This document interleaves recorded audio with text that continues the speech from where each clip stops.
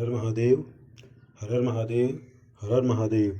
Chapter 6 मूल अधिकार, chapter 6 मूल अधिकार, चैप्टर 6 मूल अधिकार, चैप्टर 6 मूल अधिकार, अध्याय 6 मूल अधिकार, अध्याय 6 मूल अधिकार। मूल अधिकार क्या है? मूल अधिकार क्या है? मूल अधिकार क्या है? मूल अधिकार संविधान में उल्लिखित वे अधिकार हैं जो व्यक्ति के भौतिक, सामाजिक, आर्थिक, राजनीतिक व नैतिक, आध्यात्मिक, धार्मिक विकास हेतु आवश्यक है। मूल अधिकार संविधान में उल्लिखित वे अधिकार हैं जो व्यक्ति के भौतिक, सामाजिक, आर्थिक, राजनीतिक व नैतिक, आध्यात्मिक व धार्मिक विकास हेतु आवश्यक है। यह भौतिक व नैतिक विकास की दशाओं के साथ साथ राज्य के खिलाफ व्यक्ति की आज़ादी को सुनिश्चित करते हैं। यह भौतिक व नैतिक विकास की दशाओं के साथ साथ राज्य के खिलाफ व्यक्ति की आज़ादी को सुनिश्चित करते हैं। संवैधानिक उपबंध, संवैधानिक उपबंध, संवैधानिक उपबंध, संवैधानिक उपबंध। मूल अधिकार संयुक्त राज्य अमेरिका के संविधान से उद्भूत है। मूल अधिकार संयुक्त राज्य अमेरिका के संविधान से उद्भूत है। मूल अधिकार संयुक्त राज्य अमेरिका के संविधान से उद्धृत है। संविधान के भाग 3 में अनुच्छेद 12 से 35 तक इसका उल्लेख है। संविधान के भाग 3 में अनुच्छेद 12 से 35 तक इनका उल्लेख है। संविधान के भाग 3 को भारत का मैग्ना कार्टा की संज्ञा दी जाती है। संविधान के भाग 3 में अनुच्छेद 12 से 35 तक इनका उल्लेख है। संविधान के भाग 3 को भारत का मैग्ना कार्टा की संज्ञा दी जाती है। मैग्ना कार्टा अधिकारों का एक घोषणा पत्र है जिसे इंग्लैंड के किंग जॉन द्वारा 1215 ईस्वी में सामंतों के दबाव में जारी किया गया। यह नागरिकों के अधिकारों से संबंधित पहला लिखित पत्र था। मैग्ना कार्टा अधिकारों का एक घोषणा पत्र है जिसे इंग्लैंड के किंग जॉन द्वारा 1215 ईस्वी में सामंतों के दबाव में जारी किया गया। यह नागरिकों के अधिकारों से संबंधित पहला लिखित पत्र था। सर्वप्रथम 1789 ईस्वी में फ्रांस ने अपने संविधान के अंतर्गत मूल अधिकारों को स्थान प्रदान किया। सर्वप्रथम 1789 में फ्रांस ने अपने संविधान के अंतर्गत मूल अधिकारों को स्थान प्रदान किया। सर्वप्रथम 1789 में ईस्वी में फ्रांस ने अपने संविधान के अंतर्गत मूल अधिकारों को स्थान प्रदान किया। संविधान के भाग 3 की न्यायोचित प्रकृति न्यायालय द्वारा संरक्षण प्राप्त इसे अधिक मौलिकता प्रदान करती है। संविधान के भाग 3 की न्यायोचित प्रकृति न्यायालय द्वारा संरक्षण प्राप्त इसे अधिक मौलिकता प्रदान करती है। मूल संविधान में कुल 7 मूल अधिकार प्रदान किए गए थे, वर्तमान में केवल 6 मूल अधिकार ही हैं। मूल संविधान में 7 मूल अधिकार प्रदान किए गए थे, वर्तमान में केवल 6 मूल अधिकार ही हैं। 44वें संविधान संशोधन 1978 द्वारा संपत्ति के मूल अधिकार को अनुच्छेद 19(1)(4) व अनुच्छेद 31 इस सूची से हटाकर अनुच्छेद 300 में कानूनी अधिकार बना दिया गया। 44वें संविधान संशोधन 1978 द्वारा संपत्ति के मूल अधिकार को अनुच्छेद 19(1)(4) व अनुच्छेद 31 इस सूची से हटाकर अनुच्छेद 300 में कानूनी अधिकार बना दिया गया है। 44वें संविधान संशोधन 1978 द्वारा संपत्ति के मूल अधिकार को अनुच्छेद 19(1)(4) व अनुच्छेद 31 इस सूची से हटाकर अनुच्छेद 300 में कानूनी अधिकार बना दिया गया है। मूल अधिकार व्यक्ति को राज्य के कठोर नियमों के प्रति सचेत करता है व सशक्त नागरिक का निर्माण करने में सहायता करता है जिससे वे सरकार की दमनकारी नीतियों के खिलाफ विरोध दर्ज कर पाते हैं। मूल अधिकार व्यक्ति को राज्य के कठोर नियमों के प्रति सचेत करता है व सशक्त नागरिक का निर्माण करने में सहायता करता है जिससे वे सरकार की दमनकारी नीतियों के खिलाफ विरोध दर्ज कर पाते हैं। मूल अधिकार की विशेषताएं, मूल अधिकार की विशेषताएं, मूल अधिकार की विशेषताएं, मूल अधिकार की विशेषताएं, मूल अधिकार की विशेषताएं। मूल अधिकार की निम्न विशेषताएं हैं। मूल अधिकार की निम्न विशेषताएं, मूल अधिकार की निम्न विशेषताएं हैं। मूल अधिकार न्यायोचित है, इन अधिकारों के हनन पर न्यायालय जाया जा सकता है। मूल अधिकार न्यायोचित है, इन अधिकारों के हनन पर न्यायालय जाया जा सकता है। मूल अधिकार न्यायोचित है, इन अधिकारों के हनन पर न्यायालय जाया जा सकता है। मूल अधिकार को सर्वोच्च न्यायालय द्वारा गारंटी व सुरक्षा दी जाती है। मूल अधिकारों को सर्वोच्च न्यायालय द्वारा गारंटी व सुरक्षा दी जाती है। मूल अधिकार व्यक्ति को राज्य के खिलाफ प्राप्त अधिकार है। मूल अधिकार व्यक्ति को राज्य के खिलाफ प्राप्त अधिकार है। मूल अधिकार असीमित नहीं है, राज्य द्वारा युक्तियुक्त निबंधनों के आधार पर ही इनको सीमित किया जा सकता है। मूल अधिकार असीमित नहीं है, राज्य द्वारा युक्तियुक्त निबंधनों के आधार पर ही इसको सीमित किया जा सकता है। यह अधिकार अस्थायी नहीं है अर्थात संसद अनुच्छेद 368 के अंतर्गत संविधान संशोधन की शक्ति के माध्यम से इनको घटा बढ़ा सकती है। यह अधिकार अस्थायी नहीं है अर्थात संसद अनुच्छेद 368 के अंतर्गत संविधान संशोधन की शक्ति के माध्यम से इसको घटा बढ़ा सकती है। राष्ट्रीय आपातकाल अनुच्छेद 352 के दौरान अनुच्छेद 20 व 21 को छोड़कर समस्त मूल अधिकार निलंबित किए जा सकते हैं। राष्ट्रीय आपातकाल अनुच्छेद 352 के दौरान अनुच्छेद 20 व 21 को छोड़कर समस्त मूल अधिकार निलंबित किए जा सकते हैं। राष्ट्रीय आपातकाल अनुच्छेद 352 के दौरान अनुच्छेद 20 व राष्ट्रीय आपातकाल अनुच्छेद 352 के दौरान अनुच्छेद 20 व 21 को छोड़कर समस्त मूल अधिकार निलंबित किए जा सकते हैं। संपत्ति का अधिकार है। मूल अधिकार संवैधानिक, कानूनी अधिकार, असंवैधानिक। संवैधानिक संपत्ति का अधिकार है। मूल अधिकार कानूनी अधिकार, संवैधानिक, असंवैधानिक, संवैधानिक। संपत्ति का अधिकार है। मूल अधिकार कानूनी अधिकार, संवैधानिक, असंवैधानिक, संवैधानिक। संपत्ति के अधिकार को मूल अधिकार से हटाया गया किंतु अनुच्छेद 300 में वर्णित है इसलिए यह अभी भी एक संवैधानिक अधिकार है। कानूनी अधिकार संविधान में नहीं लिखा था जैसे आरटीआई। संपत्ति के अधिकार को मूल अधिकार से हटाया गया किंतु अनुच्छेद 300 में वर्णित है इसलिए यह अभी भी एक संवैधानिक अधिकार है। कानूनी अधिकार संविधान में नहीं लिखा था जैसे आरटीआई। संपत्ति के अधिकार को मूल अधिकार से हटाया गया है किंतु अनुच्छेद 300 में वर्णित है इसलिए यह अभी भी एक संवैधानिक अधिकार है। कानूनी अधिकार संविधान में नहीं लिखा था जैसे आरटीआई। नोट: 1931 के कराची अधिवेशन में सरदार वल्लभ भाई पटेल की अध्यक्षता में कांग्रेस ने एक घोषणा पत्र में मूल अधिकारों की मांग की जिसका प्रारूप जवाहरलाल नेहरू द्वारा बनाया गया। 1931 के कराची अधिवेशन में सरदार वल्लभ भाई पटेल की अध्यक्षता में कांग्रेस ने घोषणा पत्र में मूल अधिकारों की मांग की, जिसका प्रारूप जवाहरलाल नेहरू द्वारा बनाया गया। 1931 के कराची अधिवेशन में सरदार वल्लभ भाई पटेल की अध्यक्षता में कांग्रेस ने एक घोषणा पत्र में मूल अधिकारों की मांग की, जिसका प्रारूप जवाहरलाल नेहरू द्वारा बनाया गया। Fundamental right protected by, guaranteed bye, enforced bye constitution, supreme court. Fundamental right protected by, guaranteed bye, enforced bye constitution, supreme court. Fundamental right protected by, guaranteed bye, enforced bye constitution, supreme court. संविधान में वर्णित मूल अधिकार, संविधान में वर्णित मूल अधिकार, संविधान में वर्णित मूल अधिकार, समानता का अधिकार अनुच्छेद 14 से 18, समानता का अधिकार अनुच्छेद 14 से 18, समानता का अधिकार अनुच्छेद 14 से 18, स्वतंत्रता का अधिकार अनुच्छेद 19 से 22, स्वतंत्रता का अधिकार 19 से 22, स्वतंत्रता का अधिकार अनुच्छेद 19 से 22, शोषण के विरुद्ध अधिकार अनुच्छेद 23-24, शोषण के विरुद्ध अधिकार अनुच्छेद 23-24, शोषण के विरुद्ध अधिकार अनुच्छेद 23-24, धर्म की स्वतंत्रता का अधिकार अनुच्छेद 25 से 28, धर्म की स्वतंत्रता का अधिकार अनुच्छेद 25 से 28, धर्म की स्वतंत्रता का अधिकार अनुच्छेद 25 से 28, संस्कृति और शिक्षा संबंधी अधिकार अनुच्छेद 29-30, संस्कृति और शिक्षा संबंधी अधिकार अनुच्छेद 29-30, संस्कृति और शिक्षा संबंधी अधिकार अनुच्छेद 29-30, संवैधानिक उपचारों का अधिकार अनुच्छेद 32, संवैधानिक उपचारों का अधिकार अनुच्छेद 32, संवैधानिक उपचारों का अधिकार अनुच्छेद 32, अनुच्छेद 31 संपत्ति के अधिकार को 44वें संविधान संशोधन अधिनियम 1978 द्वारा मूल अधिकारों की सूची से हटाकर संविधान के भाग 12 में अनुच्छेद 300 का के तहत एक कानूनी अधिकार बना दिया गया है। अनुच्छेद 31 संपत्ति के अधिकार को 44वें संविधान संशोधन अधिनियम 1978 द्वारा मूल अधिकारों की सूची से हटाकर संविधान के भाग 12 में अनुच्छेद 300 का के तहत एक कानूनी अधिकार बना दिया गया है।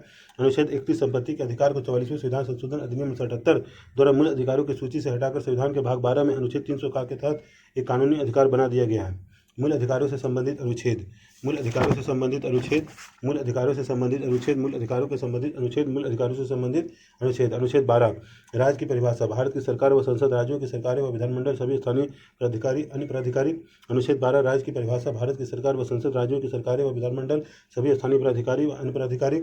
अनुच्छेद 12 राज्य की परिभाषा, भारत की सरकार व संसद, राज्यों की सरकारें व विधानमंडल, सभी स्थानीय प्राधिकारी, अन्य प्राधिकारी। अनुच्छेद 13 मूल अधिकारों से असंगत तथा उनका अल्पीकरण करने वाली विधियां। अनुच्छेद 13 मूल अधिकारों से असंगत तथा उनका अल्पीकरण करने वाली विधियां। अनुच्छेद 13 मूल अधिकारों से असंगत तथा उनका अल्पीकरण करने वाली विधियां। अनुच्छेद 14 विधि के समय समानता, अनुच्छेद 14 विधि के समय समानता, अनुच्छेद 14 विधि के समय समानता। अनुच्छेद 15 धर्म, मूलवन, जाति, लिंग या जन्मस्थान के आधार पर भेदभाव का निषेध। अनुच्छेद 15 धर्म, मूलवन, जाति, लिंग या जन्मस्थान के आधार पर भेदभाव का निषेध। अनुच्छेद 15 धर्म, मूलवन, जाति, लिंग या जन्मस्थान के आधार पर भेदभाव का निषेध। अनुच्छेद 16 लोक नियोजन के विषय में अवसर की समानता। अनुच्छेद 16 लोक नियोजन के विषय में अवसर की समानता। अनुच्छेद 16 लोक नियोजन के विषय में अवसर की समानता। अनुच्छेद 17 अस्पृश्यता का अंत। अनुच्छेद 17 अस्पृश्यता का अंत। अनुच्छेद 17 अस्पृश्यता का अंत। अनुच्छेद 18 उपाधियों का अंत। अनुच्छेद 18 उपाधियों का अंत। अनुच्छेद 18 उपाधियों का अंत। अनुच्छेद 19 वाक एवं अभिव्यक्ति की स्वतंत्रता। अनुच्छेद 19 वाक एवं अभिव्यक्ति की स्वतंत्रता। अनुच्छेद 19 वाक एवं अभिव्यक्ति की स्वतंत्रता। अनुच्छेद 19 वाक एवं अभिव्यक्ति की स्वतंत्रता। अनुच्छेद 19 वाक एवं अभिव्यक्ति की स्वतंत्रता। अनुच्छेद 20 अपराधों के लिए दो सिद्धि के संबंध में संरक्षण। अनुच्छेद 20 अपराधों के लिए दो सिद्धि के संबंध में संरक्षण। अनुच्छेद 20 अपराधों के लिए दो सिद्धि के संबंध में संरक्षण। अनुच्छेद 21 प्राण एवं दैहिक स्वतंत्रता का संरक्षण। अनुच्छेद 21 का प्रारंभिक शिक्षा का अधिकार 86वें संविधान संशोधन 2002 द्वारा जोड़ा गया। अनुच्छेद 21 प्राण एवं दैहिक स्वतंत्रता का संरक्षण। अनुच्छेद 21 का प्रारंभिक शिक्षा का अधिकार 86वें संविधान संशोधन 2002 द्वारा जोड़ा गया। अनुच्छेद 21 प्राण एवं दैहिक स्वतंत्रता का संरक्षण। अनुच्छेद 21 का प्रारंभिक शिक्षा का अधिकार 86वें संविधान संशोधन 2002 द्वारा जोड़ा गया। अनुच्छेद 22 कुछ दशाओं में गिरफ्तारी और निरोध से संरक्षण। अनुच्छेद 22 कुछ दशाओं में गिरफ्तारी और निरोध से संरक्षण। अनुच्छेद 22 कुछ दशाओं में गिरफ्तारी और निरोध से संरक्षण। अनुच्छेद 23-24 शोषण के विरुद्ध अधिकार, मानव के बलात्कार व दुर्व्यवहार पर प्रतिषेध। अनुच्छेद 23 मानव के बलात्कार व दुर्व्यवहार का प्रतिषेध। अनुच्छेद 23 मानव के बलात्कार व दुर्व्यवहार का प्रतिषेध। अनुच्छेद 24 कारखानों आदि में बालकों के नियोजन का प्रतिषेध। अनुच्छेद 24 कारखानों आदि में बालकों के नियोजन का प्रतिषेध। अनुच्छेद 14 से 18 समानता का अधिकार। अनुच्छेद 14 से 18 समानता का अधिकार। अनुच्छेद 14 से 18 समानता का अधिकार। अनुच्छेद 19 से 22 स्वतंत्रता का अधिकार। अनुच्छेद 19 से 22 स्वतंत्रता का अधिकार। अनुच्छेद 23-24 शोषण के विरुद्ध अधिकार। अनुच्छेद 23-24 शोषण के विरुद्ध अधिकार। अनुच्छेद 23-24 शोषण के विरुद्ध अधिकार। अनुच्छेद 25 से 28 धर्म की स्वतंत्रता का अधिकार। अनुच्छेद 28 से 28 धर्म का स्वतंत्रता का अधिकार। अनुच्छेद 29 सांस्कृतिक और शिक्षा से शैक्षिक अधिकार। अनुच्छेद 31 अनुच्छेद 32 संवैधानिक उपचारों का अधिकार। अनुच्छेद 33-34-35 मूल अधिकारों से संबंधित अन्य उपबंध। अनुच्छेद 33-34-35 मूल अधिकारों से संबंधित अन्य उपबंध। अनुच्छेद 33-34-35 मूल अधिकारों से संबंधित अन्य उपबंध। अनुच्छेद 33 इस भाग में प्रदत्त अधिकारों का बलों आदि को लागू होने के उपरांत उपांतरण करने की संसद की शक्ति। अनुच्छेद 34 जब किसी क्षेत्र में सेना विधि प्रवृत्त है तब इस भाग द्वारा प्रदत्त अधिकारों का निर्बंधन। अनुच्छेद 35 इस भाग के उपबंधों को प्रभावित करने के लिए विधान। अनुच्छेद 14 से 32 तक विशिष्ट मूल अधिकारों का वर्णन है, जबकि शेष अनुच्छेदों का संबंध मूल अधिकारों से संबंधित अन्य उपबंधों से है। अनुच्छेद 14 से 32 तक विशिष्ट मूल अधिकारों का वर्णन है, जबकि शेष अनुच्छेदों का संबंध मूल अधिकारों से संबंधित अन्य उपबंधों का है। नोट अनुच्छेद 32 इसके तहत उच्चतम न्यायालय मूल अधिकारों के उल्लंघन होने पर संरक्षण प्रदान करता है। अनुच्छेद 32 इसके तहत उच्चतम न्यायालय मूल अधिकारों के उल्लंघन होने पर संरक्षण प्रदान करता है। अनुच्छेद 226 उच्च न्यायालय को मूल अधिकारों के उल्लंघन के संबंध में किसी विधि को संवैधानिक या असंवैधानिक घोषित करने की शक्ति प्रदान करता है। अनुच्छेद 226 उच्च न्यायालय को मूल अधिकारों के उल्लंघन के संबंध में किसी विधि को संवैधानिक या असंवैधानिक घोषित करने की शक्ति प्रदान करता है। अनुच्छेद 12 राज्य की परिभाषा। अनुच्छेद 12 राज्य की परिभाषा। अनुच्छेद 12 राज्य की परिभाषा। अनुच्छेद 12 राज्य की परिभाषा। मूल अधिकार के अध्याय की शुरुआत राज्य से होती है क्योंकि मूल अधिकार राज्य के विरुद्ध प्राप्त होने वाला अधिकार है। मूल अधिकार के अध्याय की शुरुआत राज्य से होती है क्योंकि मूल अधिकार राज्य के विरुद्ध प्राप्त होने वाला अधिकार है। न्यायालय द्वारा घोषित वादों तथा संविधान के आधार पर राज्य में निम्नलिखित शामिल है। न्यायालय द्वारा घोषित वादों तथा संविधान के आधार पर राज्य में निम्नलिखित शामिल है। कार्यकारी विधायी अंगों को संघीय सरकार में क्रियान्वित करने वाली सरकार और भारत की संसद। कार्यकारी एवं विधायी अंगों को संघीय सरकार में क्रियान्वित करने वाली सरकार और भारत की संसद। राज्य सरकार के विधायी अंगों को प्रभावी करने वाली सरकार और राज्य विधानमंडल। राज्य सरकार के विधायी अंगों को प्रभावी करने वाली सरकार और राज्य विधानमंडल। सभी स्थानीय निकाय अर्थात नगरपालिकाएं, पंचायत, जिला बोर्ड, सुधार न्यास आदि। सभी स्थानीय निकाय अर्थात नगरपालिकाएं, पंचायतें, जिला बोर्ड, सुधार न्यास आदि। सभी स्थानीय निकाय अर्थात नगरपालिकाएं, पंचायतें, जिला बोर्ड, सुधार न्यास आदि। अन्य सभी निकाय अर्थात वैधानिक या गैर संवैधानिक प्राधिकरण जैसे LIC, ONGC, सेल आदि। अन्य सभी निकाय अर्थात वैधानिक या गैर संवैधानिक प्राधिकरण जैसे LIC, ONGC, सेल इत्यादि। अन्य सभी निकाय अर्थात वैधानिक या गैर संवैधानिक प्राधिकरण जैसे LIC, ONGC, सेल आदि उच्चतम न्यायालय के अनुसार किसी भी उस निजी इकाई या एजेंसी को जो बतौर राज्य की संस्था काम कर रही है वह अनुच्छेद 12 के तहत राज्य के अर्थ में आती है। उच्चतम न्यायालय के अनुसार किसी भी उस निजी इकाई या एजेंसी जो बतौर राज्य की संस्था काम कर रही हो वह अनुच्छेद 12 के तहत राज्य के अर्थ में आती है। अनुच्छेद 13 मूल अधिकारों से असंगत या उनका अल्पीकरण करने वाली विधियाँ। अनुच्छेद 13 मूल अधिकारों से असंगत या उनका अल्पीकरण करने वाली विधियाँ। अनुच्छेद 13 मूल अधिकारों से असंगत या उनका अल्पीकरण करने वाली विधियाँ। इस अनुच्छेद के 4 खंड 13(1), 13(2), 13(3), 13(4)। इस अनुच्छेद के 4 खंड 13(1), 13(2), 13(3), 13(4). इस अनुच्छेद के 4 खंड 13(1), 13(2), 13(3), 13(4). इस अनुच्छेद की सर्वप्रमुख विशेषता यह है कि न्यायपालिका को न्यायिक पुनर्विलोकन जुडिशियल रिव्यू की शक्ति प्रदान करती है। शब्द संविधान में नहीं लिखा हुआ है।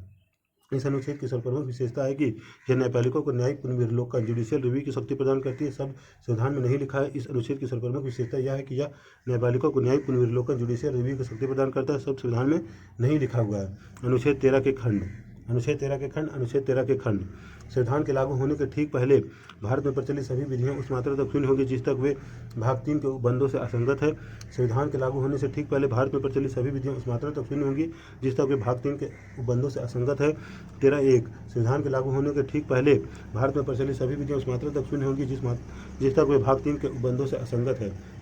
13(2) यह संविधान के पश्चात की विधियों से संबंधित है। इसमें कहा गया है कि यदि राज्य कोई ऐसी विधि बनाता है जो भाग 3 में वर्णित मूल अधिकारों से असंगत है तो वह विधि उस मात्रा तक शून्य होगी जिस मात्रा तक वह मूल अधिकारों का उल्लंघन करती है। 13(2) यह संविधान के पश्चात की विधियों से संबंधित है। इसमें कहा गया है कि यदि राज्य कोई ऐसी विधि बनाता है जो भाग 3 में वर्णित मूल अधिकारों से असंगत है तो वह विधि उस मात्रा तक शून्य होगी जिस मात्रा तक वह मूल अधिकारों का उल्लंघन करती है। 13(2) यह संविधान के पश्चात की विधियों से संबंधित है। इसमें कहा गया कि यदि राज्य कोई ऐसी विधि बनाता है जो भाग 3 में वर्णित मूल अधिकारों से असंगत है तो वह विधि उस मात्रा तक शून्य होगी जिस मात्रा तक वह मूल अधिकारों का उल्लंघन करती है। 13(3) इस प्रयोजन के लिए विधि का अर्थ स्पष्ट किया गया है। सभी अध्यादेश, आदेश, उपविधि, नियम, विनियम, अधिसूचना आदि। 13(3) इसमें प्रयोजन के लिए विधि का अर्थ स्पष्ट किया गया है। सभी अध्यादेश, आदेश, उपविधि, नियम, विनियम, अधिसूचना आदि। 13(3) सुप्रीम कोर्ट के अनुसार विधि में रूढ़ियाँ, प्रथाएं व कार्यपालिका द्वारा जारी प्रशासनिक आदेश भी शामिल है, व्यक्तिगत विधि शामिल नहीं है। 13(3) सुप्रीम कोर्ट के अनुसार विधि में रूढ़ियाँ, प्रथाएं व कार्यपालिका द्वारा जारी प्रशासनिक आदेश भी शामिल है, व्यक्तिगत विधि शामिल नहीं है। 13(3) सुप्रीम कोर्ट के अनुसार विधि में रूढ़ियाँ, प्रथाएं, कार्यपालिका द्वारा जारी प्रशासनिक आदेश भी शामिल है, व्यक्तिगत विधि शामिल नहीं है। 13(4) 24वें संविधान संशोधन अधिनियम 1971 द्वारा जोड़ा गया। इसके तहत अनुच्छेद 13 की कोई बात अनुच्छेद 368 के तहत किए गए संविधान संशोधन पर लागू नहीं होगी। 13(4) 24वें संविधान संशोधन अधिनियम 1971 द्वारा जोड़ा गया। इसके तहत अनुच्छेद 13 की कोई बात अनुच्छेद 368 के तहत किए गए संविधान संशोधन पर लागू नहीं होगी। 13(4) 24वें संविधान संशोधन अधिनियम 1971 द्वारा जोड़ा गया। इसके तहत अनुच्छेद 13 की कोई बात अनुच्छेद 368 के तहत किए गए संविधान संशोधन पर लागू नहीं होगी। अनुच्छेद 13(4) अनुच्छेद 13 व 368 का संबंध। अनुच्छेद 13(4) अनुच्छेद 13 व 368 का संबंध। अनुच्छेद 13(4) अनुच्छेद 13 व अनुच्छेद 368 का संबंध। अनुच्छेद 13 द्वारा प्रदान की गई शक्ति के आधार पर न्यायालय अनुच्छेद 368 के तहत पारित किए गए संविधान संशोधनों का न्यायिक पुनर्विलोकन कर सकता है या नहीं। इसी आधार पर मूल अधिकारों की संशोधनीयता संबंधी मामले व इससे संबंधित विवाद निम्न है। पहला, शंकरी प्रसाद बनाम भारत संघ। शंकरी प्रसाद बनाम भारत संघ। शंकरी प्रसाद बनाम भारत संघ। इस मामले में सर्वोच्च न्यायालय ने माना कि अनुच्छेद 368 के अधीन संसद द्वारा संशोधन अनुच्छेद 13(2) में प्रयुक्त विधि शब्द की परिभाषा में शामिल नहीं है। इस मामले में सर्वोच्च न्यायालय ने माना कि अनुच्छेद 368 के अधीन संसद द्वारा संशोधन अनुच्छेद 13(2) में प्रयुक्त विधि शब्द की परिभाषा में शामिल नहीं है। सज्जन सिंह बनाम राजस्थान राज्य 1965 मामले में भी यही निर्णय स्वीकार किया गया। सज्जन सिंह बनाम राजस्थान राज्य मामले में भी यही निर्णय स्वीकार किया गया। सज्जन सिंह बनाम राजस्थान राज्य मामले में भी यही निर्णय स्वीकार किया गया। गोलकनाथ बनाम पंजाब राज्य।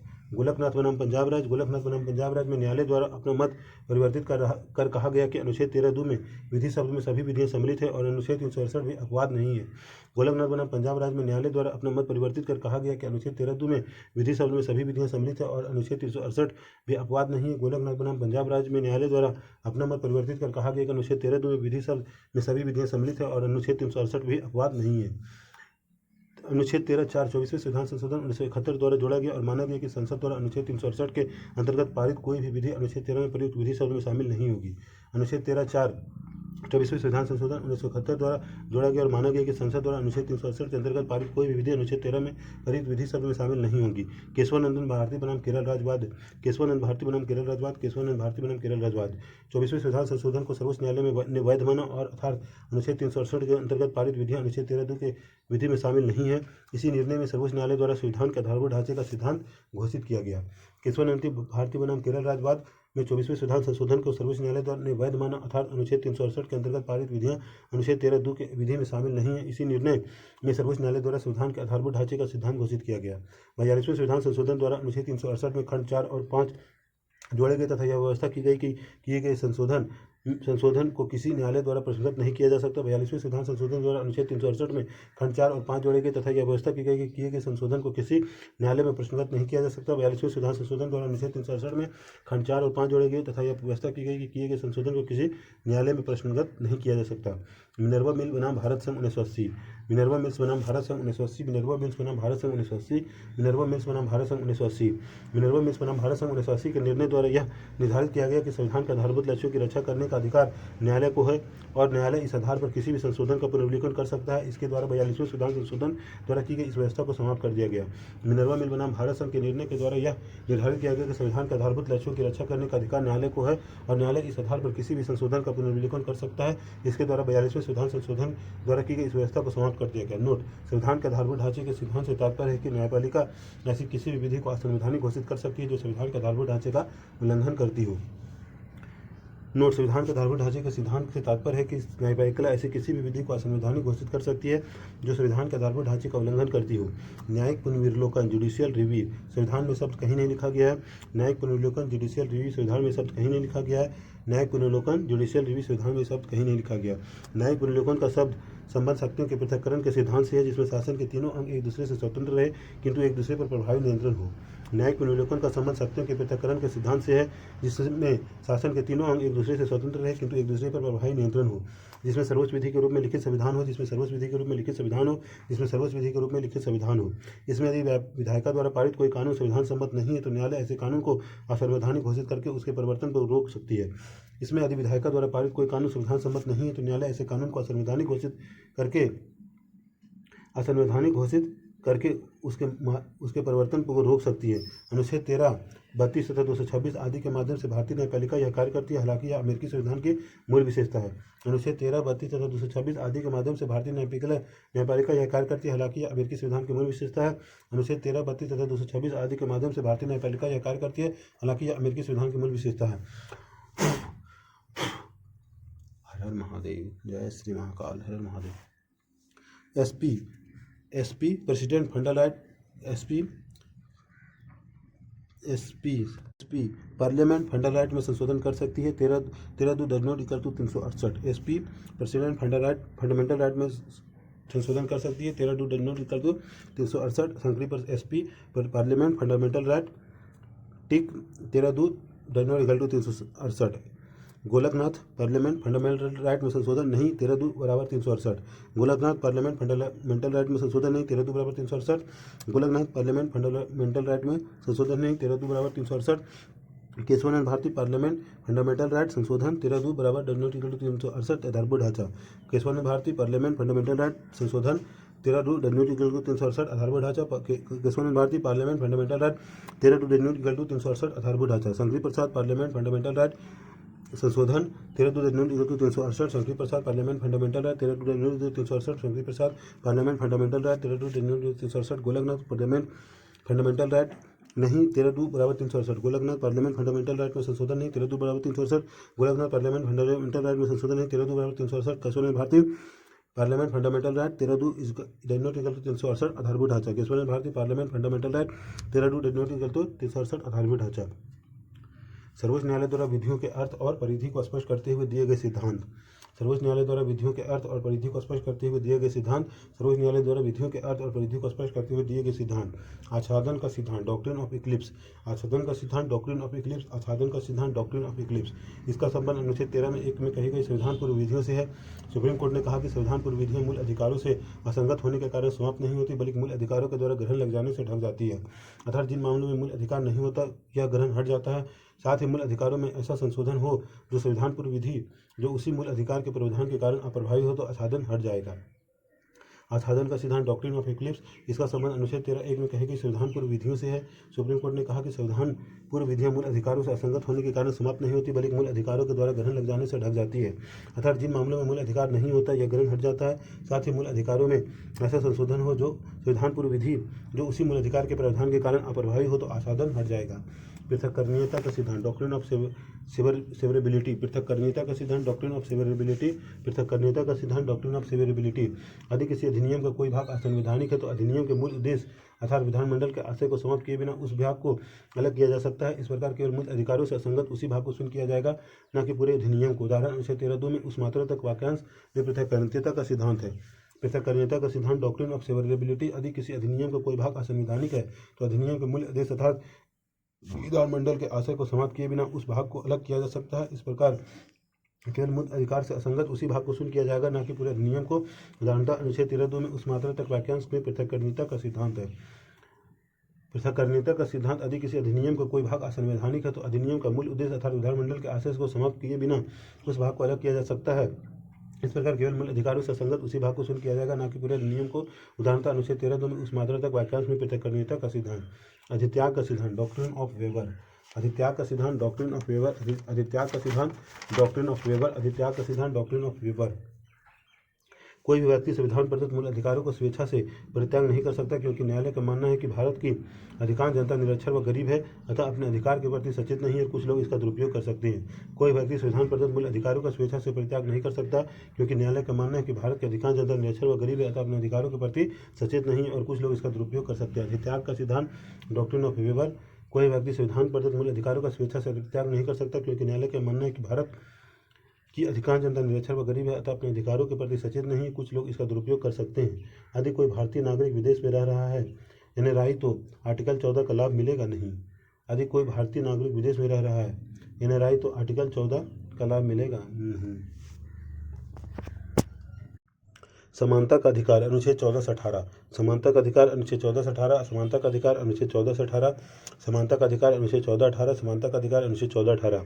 अनुच्छेद 14 भारत के राज्य क्षेत्र में किसी व्यक्ति को विधि के समय समता से या विधियों के समान संरक्षण से वंचित नहीं करेगा। अनुच्छेद 14 राज्य भारत के राज्य क्षेत्र में किसी व्यक्ति को विधि के समय समता से या विधियों के समान संरक्षण से वंचित नहीं करेगा। अनुच्छेद 14 राज्य भारत के राज्य क्षेत्र में किसी व्यक्ति को विधि के समय समता से या विधियों के समान संरक्षण से वंचित नहीं करेगा। विधि के समय समता का विचार ब्रिटिश मूल से उद्भव है जबकि विधियों का समान संरक्षण को अमेरिकी संविधान से लिया गया है। विधि के समय समता का विचार ब्रिटिश मूल से उद्भव है जबकि विधियों का समान संरक्षण को अमेरिकी संविधान से लिया गया है। विधि के समय समता का विचार ब्रिटिश मूल से उद्भव है जबकि विधियों का समान संरक्षण को अमेरिकी संविधान से लिया गया है। अंतर विधि के समय समता विधियों का समान संरक्षण। अंतर विधि के समय समता विधियों का समान संरक्षण। अंतर विधि के समय समता विधियों का समान संरक्षण। विधि के समझ समता विधियों का समान संरक्षण। विधि के समझ समता विधियों का समान संरक्षण। विधि के समझ समता विधियों का समान संरक्षण। सभी विधि के समझ समता सभी एक समान किसी भी व्यक्ति को विशेषाधिकार नहीं। सभी एक समान किसी भी व्यक्ति को विशेषाधिकार नहीं। सभी एक समान किसी भी व्यक्ति को विशेषाधिकार नहीं। विधि के माध्यम से दिए गए अधिकारों में समान परिस्थिति में समान व्यवहार। विधि के माध्यम से दिए गए अधिकारों में समान परिस्थिति में समान व्यवहार। विधि के माध्यम से दिए गए अधिकारों में समान परिस्थिति में समान व्यवहार। कानून या विधि को समझ सभी व्यक्तियों के साथ समान व्यवहार, कानून या विधि को समझ सभी व्यक्तियों के साथ समान व्यवहार, कानून या विधि को समझ सभी व्यक्तियों के साथ समान व्यवहार, समान विधि के तहत सभी व्यक्तियों के लिए समान व्यवहार बिना भेदभाव के, समान विधि के तहत सभी व्यक्तियों के लिए समान व्यवहार बिना भेदभाव के, समान विधि के तहत सभी व्यक्तियों के लिए समान व्यवहार बिना भेदभाव के। कोई व्यक्ति चाहे अमीर हो, गरीब हो या अधिकारी हो, समान विधि से बढ़कर नहीं। कोई व्यक्ति चाहे अमीर हो, गरीब हो या अधिकारी हो, समान विधि से बढ़कर नहीं। कोई व्यक्ति चाहे अमीर हो, गरीब हो या अधिकारी हो, समान विधि से बढ़कर नहीं। समान के साथ समान व्यवहार, समान के साथ समान व्यवहार, समान के साथ समान व्यवहार। यह नकारात्मक संदर्भ लिए हुए है या सकारात्मक संदर्भ लिए हुए, यह नकारात्मक संदर्भ लिए हुए है या नकारात्मक संदर्भ लिए हुए, यह नकारात्मक संदर्भ लिए हुए या सकारात्मक संदर्भ लिए हुए, या सकारात्मक संदर्भ लिए हुए या सकारात्मक संदर्भ लिए हुए। नोट: उद्देश्य के आधार पर दोनों ही विधि, अवसर और न्याय की समानता की बात करते हैं। उद्देश्य के आधार पर दोनों ही विधि, अवसर और न्याय की समानता की बात करते हैं। उद्देश्य के आधार पर दोनों ही विधि, अवसर और न्याय की समानता की बात करते हैं। ब्रिटिश न्याय अनुच्छेद 14 विधि के समझ समता के अपवाद। अनुच्छेद 14 विधि के समझ समता के अपवाद। अनुच्छेद 14 विधि के समझ समता के अपवाद। राष्ट्रपति या राज्यपाल के खिलाफ परमादेश जारी नहीं किया जा सकता। क्यों? क्योंकि वे मंत्रिपरिषद की सलाह से कार्य करते हैं, खुद से नहीं। राष्ट्रपति या राज्यपाल के खिलाफ परमादेश जारी नहीं किया जा सकता क्योंकि वे मंत्रिपरिषद की सलाह से कार्य करते हैं, खुद से नहीं। राष्ट्रपति या राज्यपाल के खिलाफ परमादेश जारी नहीं किया जा सकता। दूसरा, राष्ट्रपति व राज्यपाल के प्रदत्त दायित्व के खिलाफ संबंध में किसी भी न्यायालय में कार्रवाई नहीं की जा सकती। राष्ट्रपति व राज्यपाल के प्रदत्त दायित्व के खिलाफ संबंध में किसी भी न्यायालय में कार्रवाई नहीं की जा सकती। विदेशी राजनयिकों, शासकों, संयुक्त राष्ट्र संघ व उसकी एजेंसियों को भारतीय न्यायालयों की सिविल अथवा आपराधिक अधिकारिता से मुक्ति प्रदान करता है। विदेशी राजनयिकों, शासकों, संयुक्त राष्ट्र संघ व उसकी एजेंसियों को भारतीय न्यायालयों की सिविल अथवा आपराधिक अधिकारिता से मुक्ति प्रदान करता है। विदेशी राजनयिकों, शासकों, संयुक्त राष्ट्र संघ व उसकी एजेंसियों को भारतीय न्यायालयों की सिविल अथवा आपराधिक अधिकारिता से मुक्ति प्रदान करता है। भारत में सांसदों अनुच्छेद 105 और विधायकों अनुच्छेद 194 को किसी को भी अनेक विशेषाधिकार प्राप्त है। संसद में सांसदों द्वारा कही गई किसी बात के लिए उनको न्यायपालिका के प्रति जवाबदेह नहीं होना पड़ता। भारत में सांसदों अनुच्छेद 105 और विधायकों को अनुच्छेद 194 को भी अनेक विशेषाधिकार प्राप्त है। संसद में सांसदों द्वारा कही गई किसी भी बात के लिए उनको न्यायपालिका के प्रति जवाबदेह नहीं होना पड़ता। अनुच्छेद 361 का के तहत मीडिया को भी विशेषाधिकार प्राप्त है। अनुच्छेद 361 का के तहत मीडिया को भी विशेषाधिकार प्राप्त है। अनुच्छेद 361 का के तहत मीडिया को भी विशेषाधिकार प्राप्त है। संसद और विधानमंडल की कार्यवाही प्रकाशन को लेकर, संसद और विधानमंडल की कार्यवाही प्रकाशन को लेकर, संसद और विधानमंडल कार्यवाही प्रकाशन को लेकर। अनुच्छेद 15 यह अनुच्छेद धर्म, मूलवंश, जाति, लिंग या जन्म स्थान के आधार पर विभेद का प्रतिषेध करता है। अनुच्छेद 15 यह अनुच्छेद धर्म, मूलवंश, जाति, लिंग या जन्म स्थान के आधार पर विभेद का प्रतिषेध करता है। अनुच्छेद 15 यह अनुच्छेद धर्म, मूलवंश, जाति, लिंग या जन्म स्थान के आधार पर विभेद का प्रतिषेध करता है। जाति, धर्म, लिंग, मूलवंश, जन्म स्थान। जाति, धर्म, लिंग, मूलवंश, जन्म स्थान। जाति, धर्म, लिंग, मूलवंश, जन्म स्थान।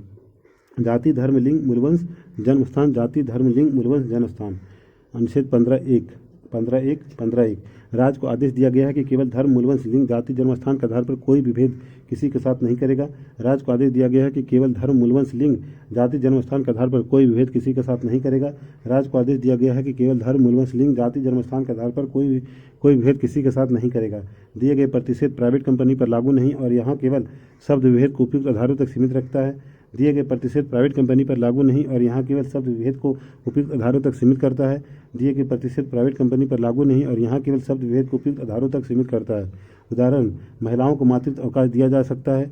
यह लिंग तक सीमित है किंतु अवैध नहीं, क्योंकि पुरुष महिलाओं के जैविक अंतर से उत्पन्न परिणाम के कारण यह सुविधा है। उदाहरण: महिलाओं को मातृत्व अवकाश दिया जा सकता है। यह लिंग तक सीमित है किंतु अवैध नहीं, क्योंकि पुरुष महिलाओं के जैविक अंतर से उत्पन्न परिणाम के कारण यह सुविधा है। राज्य के साथ साथ प्राइवेट कंपनियों को आदेश है कि दुकानों, सार्वजनिक स्थानों, होटल, मनोरंजन स्थल पर राज्य के साथ साथ प्राइवेट कंपनियों को आदेश है कि दुकानों, सार्वजनिक स्थानों, होटल, मनोरंजन स्थल पर या पूर्णतः या अंशतः राज्य निधि से पोषित जनता के लिए कुओं, तालाबों, सार्वजनिक समागम आदि स्थानों पर किसी के साथ भेदभाव नहीं किया जाएगा। उद्देश्य: अस्पृश्यता की समाप्ति। 15(2) राज्य के साथ साथ प्राइवेट कंपनियों को आदेश है कि दुकानों, सार्वजनिक स्थानों, होटलों, मनोरंजन स्थल पर या पूर्णतः या अंशतः राज्य की निधि से पोषित जनता के लिए कुओं, तालाबों, सार्वजनिक समागम आदि स्थानों पर किसी के साथ भेदभाव नहीं किया जाएगा। उद्देश्य: अस्पृश्यता की समाप्ति। अनुच्छेद 15(3) इस अनुच्छेद की कोई भी बात राज्य को महिलाओं और बच्चों हेतु विशेष प्रावधान करने से नहीं रोकेगी। इस अनुच्छेद की कोई भी बात राज्य को महिलाओं और बच्चों हेतु विशेष प्रावधान करने से नहीं रोकेगी। सुप्रीम कोर्ट के निर्णय अनुसार महिला को प्राप्त प्रसूति अवकाश केवल लिंग पर आधारित न होकर विशेष शारीरिक स्थिति पर आधारित है। सुप्रीम कोर्ट के अनुसार महिला को प्राप्त प्रसूति अवकाश केवल लिंग पर आधारित न होकर विशेष शारीरिक स्थिति पर आधारित है। राज्य केवल महिलाओं द्वारा संचालित शिक्षण संस्थान की भी स्थापना कर सकता है। राज्य केवल महिलाओं द्वारा संचालित शिक्षण संस्थान की भी स्थापना कर सकता है। यह 15(1) 15(2) का अपवाद है। यह 15(1), 15(2) का अपवाद है। 15(4) अनुच्छेद 15(4), अनुच्छेद 15(4), अनुच्छेद 15(4) प्रथम संविधान संशोधन 1951 के माध्यम से जोड़ा गया आधार मद्रास राज्य बनाम चंपई दुराराजन मामले का निर्णय। प्रथम संविधान संशोधन 1951 के माध्यम से जोड़ा गया आधार मद्रास राज्य बनाम चंपकम दुराई राजन मामले का निर्णय। प्रथम संविधान संशोधन 1951 के माध्यम से जोड़ा गया आधार मद्रास राज्य बनाम चंपकम दुराई राजन मामले का निर्णय। राज्य के मेडिकल व इंजीनियरिंग कॉलेज में विभिन्न जातियों समुदायों हेतु कुछ निश्चित अनुपात में स्थानों का निर्धारित करना। राज्य के मेडिकल व इंजीनियरिंग कॉलेज में विभिन्न जातियों समुदायों हेतु कुछ निश्चित अनुपातों में स्थानों को निर्धारित करना। राज्य के मेडिकल व इंजीनियरिंग कॉलेज में विभिन्न जातियों और समुदायों हेतु कुछ निश्चित अनुपातों में स्थानों को निर्धारित करना। सामाजिक व शैक्षिक दृष्टि से पिछड़े वर्गों अनुसूचित जाति जनजाति हेतु विशेष प्रावधान। सामाजिक व शैक्षिक दृष्टि से पिछड़े वर्गों अनुसूचित जाति जनजाति हेतु विशेष प्रावधान। सामाजिक व शैक्षिक दृष्टि से पिछड़े वर्गों अनुसूचित जाति जनजाति हेतु विशेष प्रावधान। 15(1) व 15(2) का दूसरा अपवाद है। 15(1) व 15(2) का दूसरा अपवाद है। अनुच्छेद 15(5), 15(5), 15(5) 93वें संविधान संशोधन 2005 द्वारा अनुच्छेद 15 में 15(5) जोड़ा गया। 93वें संविधान संशोधन 2005 द्वारा अनुच्छेद 15 में 15(5) जोड़ा गया। 93वें संविधान संशोधन 2005 में द्वारा अनुच्छेद 15 में 15(5) जोड़ा गया।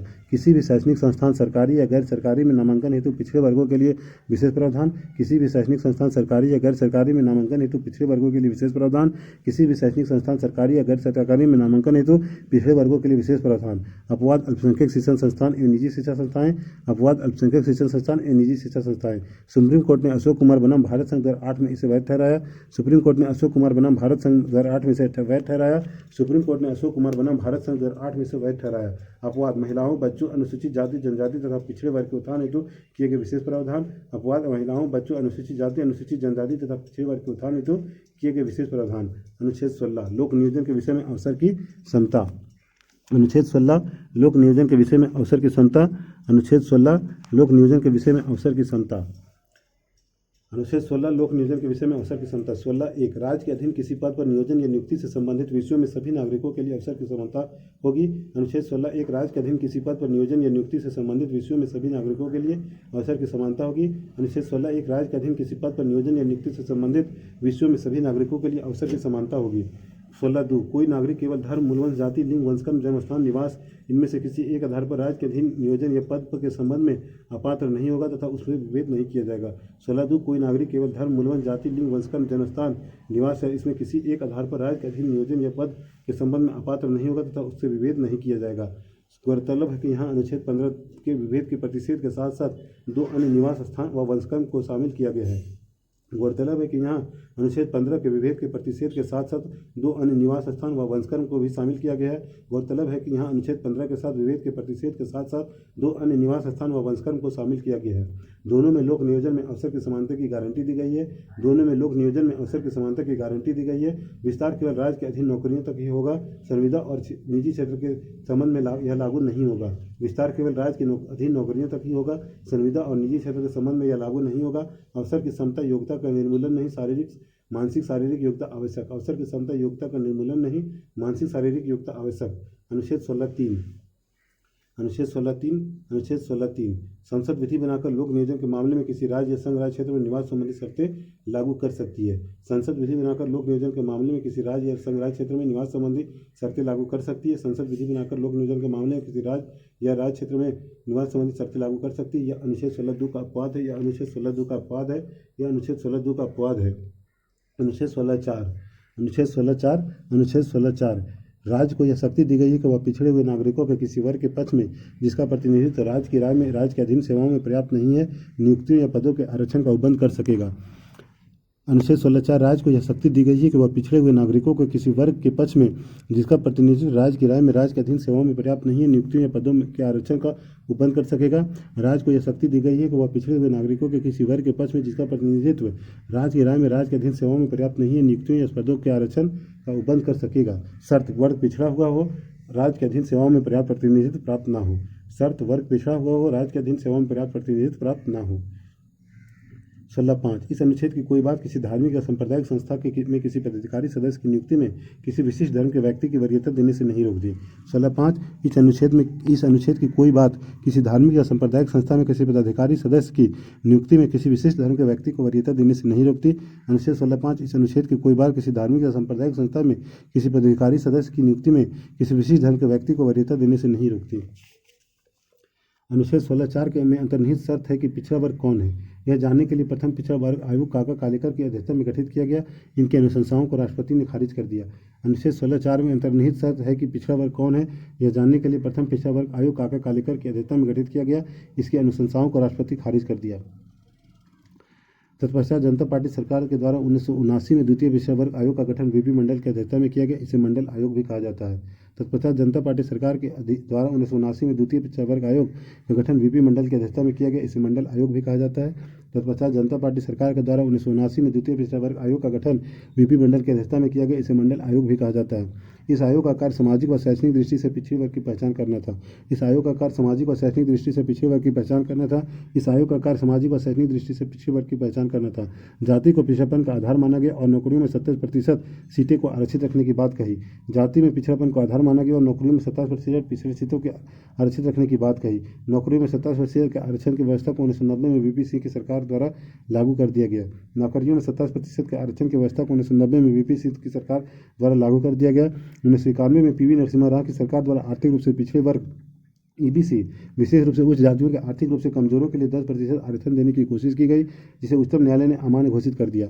1991 में पीवी नरसिम्हा सरकार द्वारा आर्थिक रूप से पिछड़े वर्ग ईबीसी विशेष रूप से उच्च जातियों में आर्थिक रूप से कमजोरों के लिए 10% आरक्षण देने की कोशिश की गई, जिसे उच्चतम न्यायालय ने अमान्य घोषित कर दिया। इंदिरा साहनी बनाम भारत संघ 1992 के मामले में मंडल केस में आरक्षण के मुद्दे पर उच्चतम न्यायालय ने फैसला दिया। इंदिरा साहनी बनाम भारत संघ 1992 के मामले में मंडल केस में आरक्षण के मुद्दे पर उच्चतम न्यायालय ने फैसला दिया। आरक्षण की व्यवस्था समानता के विरोधी नहीं है। आरक्षण की व्यवस्था समानता के विरोधी नहीं है। आरक्षण का आधार जाति को बनाया जा सकता है। आरक्षण का आधार जाति को बनाया जा सकता है। क्रीमी लेयर अर्थात पिछड़ी जातियों के साधन संपन्न तबके को आरक्षण का लाभ नहीं मिलेगा। क्रीमी लेयर अर्थात पिछड़ी जातियों के साधन संपन्न तबके को आरक्षण का लाभ नहीं मिलेगा। आरक्षण की अधिकतम सीमा 50% होगी। आरक्षण की अधिकतम सीमा 50% होगी। पदोन्नति में आरक्षण लागू नहीं। पदोन्नति में आरक्षण लागू नहीं। बैकलॉग का कैरी फॉरवर्ड नहीं होगा। बैकलॉग का कैरी फॉरवर्ड नहीं होगा। आरक्षण की व्यवस्था का न्यायपूर्ण अवलोकन हो सकता है। आरक्षण की व्यवस्था का न्यायपूर्ण अवलोकन हो सकता है। प्रशासनिक कार्यकुशलता बनी रहनी चाहिए। अनुच्छेद 335। प्रशासनिक कार्यकुशलता बनी रहनी चाहिए। अनुच्छेद 335। पदोन्नति में आरक्षण। पदोन्नति में आरक्षण।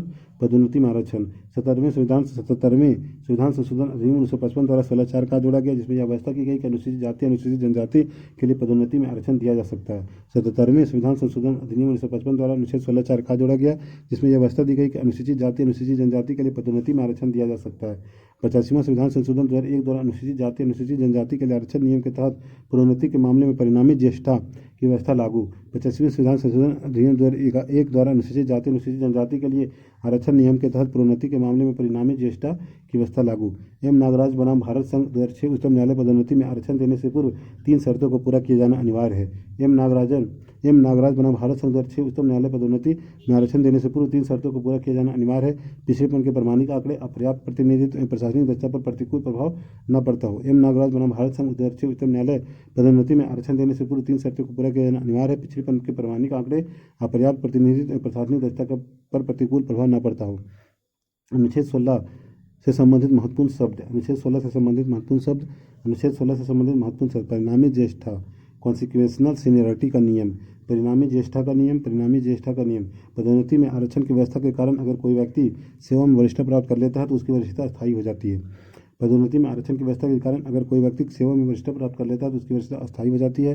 पदोन्नति में आरक्षण की व्यवस्था के कारण अगर कोई व्यक्ति सेवा में वरिष्ठता प्राप्त कर लेता है तो उसकी वरिष्ठता अस्थायी हो जाती है। Creamy layer. Creamy layer. Creamy layer पिछड़े वर्ग के लोगों जो अत्यधिक संपन्न है उन्हें न्यायालय ने क्रीमी लेयर कहा है। क्रीमी लेयर को आरक्षण का लाभ नहीं दिया जाएगा। पिछड़े वर्गों के लोग वे लोग जो अत्यधिक संपन्न है उन्हें न्यायालय ने क्रीमी लेयर कहा है। क्रीमी लेयर को आरक्षण का लाभ नहीं दिया जाएगा। क्रीमी लेयर से संबंधित मामलों के तहत उच्चतम न्यायालय के निर्णय को देखते हुए सरकार ने न्यायाधीश रामनंदन प्रसाद की अध्यक्षता में एक समिति का गठन किया तथा उसे क्रीमी लेयर के अंतर्गत आने वाले विभिन्न लोगों की पहचान करने का कार्य सौंपा। क्रीमी लेयर से संबंधित मामलों के तहत उच्चतम न्यायालय के निर्णय को देखते हुए सरकार ने न्यायाधीश रामनंदन प्रसाद की अध्यक्षता में एक समिति का गठन किया तथा उसे क्रीमी लेयर के अंतर्गत आने वाले विभिन्न लोगों की पहचान करने का कार्य सौंपा। समिति ने जांच के बाद जो प्रतिवेदन प्रस्तुत किया उसके अनुसार अग्रलिखित व्यक्तियों के बच्चों को आरक्षण का लाभ नहीं मिलेगा। राष्ट्रपति, उपराष्ट्रपति, उच्चतम न्यायालय व उच्च न्यायालय के न्यायाधीश, संघ एवं राज्य लोक सेवा के अध्यक्ष, सदस्य, मुख्य निर्वाचन आयुक्त, नियंत्रक व महालेखा परीक्षक, केंद्रीय तथा लोक सेवा श्रेणी तथा श्रेणी बी के अधिकारी, सार्वजनिक क्षेत्र के उपक्रमों में कर्नल के समकक्ष या उससे उच्च पद धारण करने वाला व्यक्ति। समिति ने जांच के बाद जो प्रतिवेदन प्रस्तुत किया उसके अनुसार अग्रलिखित व्यक्तियों के बच्चों को आरक्षण का लाभ नहीं मिलेगा। राष्ट्रपति, उपराष्ट्रपति, उच्चतम न्यायालय व उच्च न्यायालय के न्यायाधीश, संघ एवं राज्य लोक सेवा के अध्यक्ष एवं सदस्य, मुख्य निर्वाचन आयुक्त, नियंत्रक एवं महालेखा परीक्षक, केंद्रीय तथा लोक सेवा श्रेणी तथा श्रेणी बी के अधिकारी, सार्वजनिक सेवा क्षेत्र के उपकरणों, बैंक, सेना में कर्नल के समकक्ष या उससे उच्च पद धारण करने वाले व्यक्ति। सरकार ने मई 2013 में क्रीमी लेयर के मापदंड को 6 लाख कर दिया है। सरकार ने मई 2013 में क्रीमी लेयर के मापदंड को 6 लाख कर दिया है। बैकलॉग, रिक्त सीट को भरे जाने की योग्यता बैकलॉग है। यदि पिछड़े वर्गों के लिए आरक्षित पद नहीं भर पाते हैं तो इन पदों को इनके अगले वर्ष के आरक्षित पदों में जोड़ दिया जाता है। अगले वर्ष तक भी ऐसा नहीं हो पाता तो इन्हें समान श्रेणी में बदल दिया जाता है। बैकलॉग, रिक्त सीट को भरे जाने की योग्यता को बैकलॉग है। यदि पिछड़े वर्गों के लिए आरक्षित पद नहीं भर पाते तो इन पदों को इसके अगले वर्ष के आरक्षित पदों की संख्या में जोड़ दिया जाता है। अगर अगले वर्ष तक भी ऐसा नहीं हो पाता तो इन्हें समान श्रेणी में बदल दिया जाता है। अनुच्छेद 17 अस्पृश्यता का अंत। अनुच्छेद 17 अस्पृश्यता का अंत। अनुच्छेद 17 अस्पृश्यता का अंत। अनुच्छेद 17 अस्पृश्यता का अंत। अनुच्छेद 17 अस्पृश्यता का अंत। अनुच्छेद 17 अस्पृश्यता का अंत। अनुच्छेद 17 अस्पृश्यता का अंत। अनुच्छेद 17 में घोषणा की गई है कि अस्पृश्यता का अंत किया जाता है और उसका किसी भी रूप में आचरण निषिद्ध किया जाता है। अनुच्छेद 17 में घोषणा की गई है कि अस्पृश्यता का अंत किया जाता है और उसका किसी भी रूप में आचरण निषिद्ध किया जाता है। अस्पृश्यता से उपजी निर्योग्यता को लागू करना अपराध होगा जो विधि के अनुसार दंडनीय होगा। अस्पृश्यता से उपजी निर्योग्यता को लागू करना अपराध होगा जो विधि के अनुसार दंडनीय होगा। अस्पृश्यता निवारण अधिनियम 1955, सिविल अधिकार संरक्षण अधिनियम 1955, 1976 में उसका नाम बदलकर यह कर दिया गया। अस्पृश्यता निवारण अधिनियम 1955, सिविल अधिकार संरक्षण अधिनियम 1955, 1976 में उसका नाम बदलकर यह कर दिया गया। अस्पृश्यता निवारण अधिनियम 1955, सिविल अधिकार संरक्षण अधिनियम 1955, 1976 में उसका नाम बदलकर यह कर दिया गया। अनुसूचित जाति / जनजाति अत्याचार उत्पीड़न निवारण अधिनियम 1989, अनुसूचित जाति / जनजाति अत्याचार उत्पीड़न निवारण अधिनियम 1989, अनुसूचित जाति / जनजाति अत्याचार उत्पीड़न निवारण अधिनियम 1989। इसे ही एट्रोसिटी एक्ट कहा जाता है। अस्पृश्यता निवारण अधिनियम 1955 की सभी बातें शामिल। अस्पृश्यता निवारण अधिनियम 1955 की सभी बातें शामिल। इसमें राहत एवं पुनर्वास की बात भी शामिल है। इसमें राहत एवं पुनर्वास की बात भी शामिल है।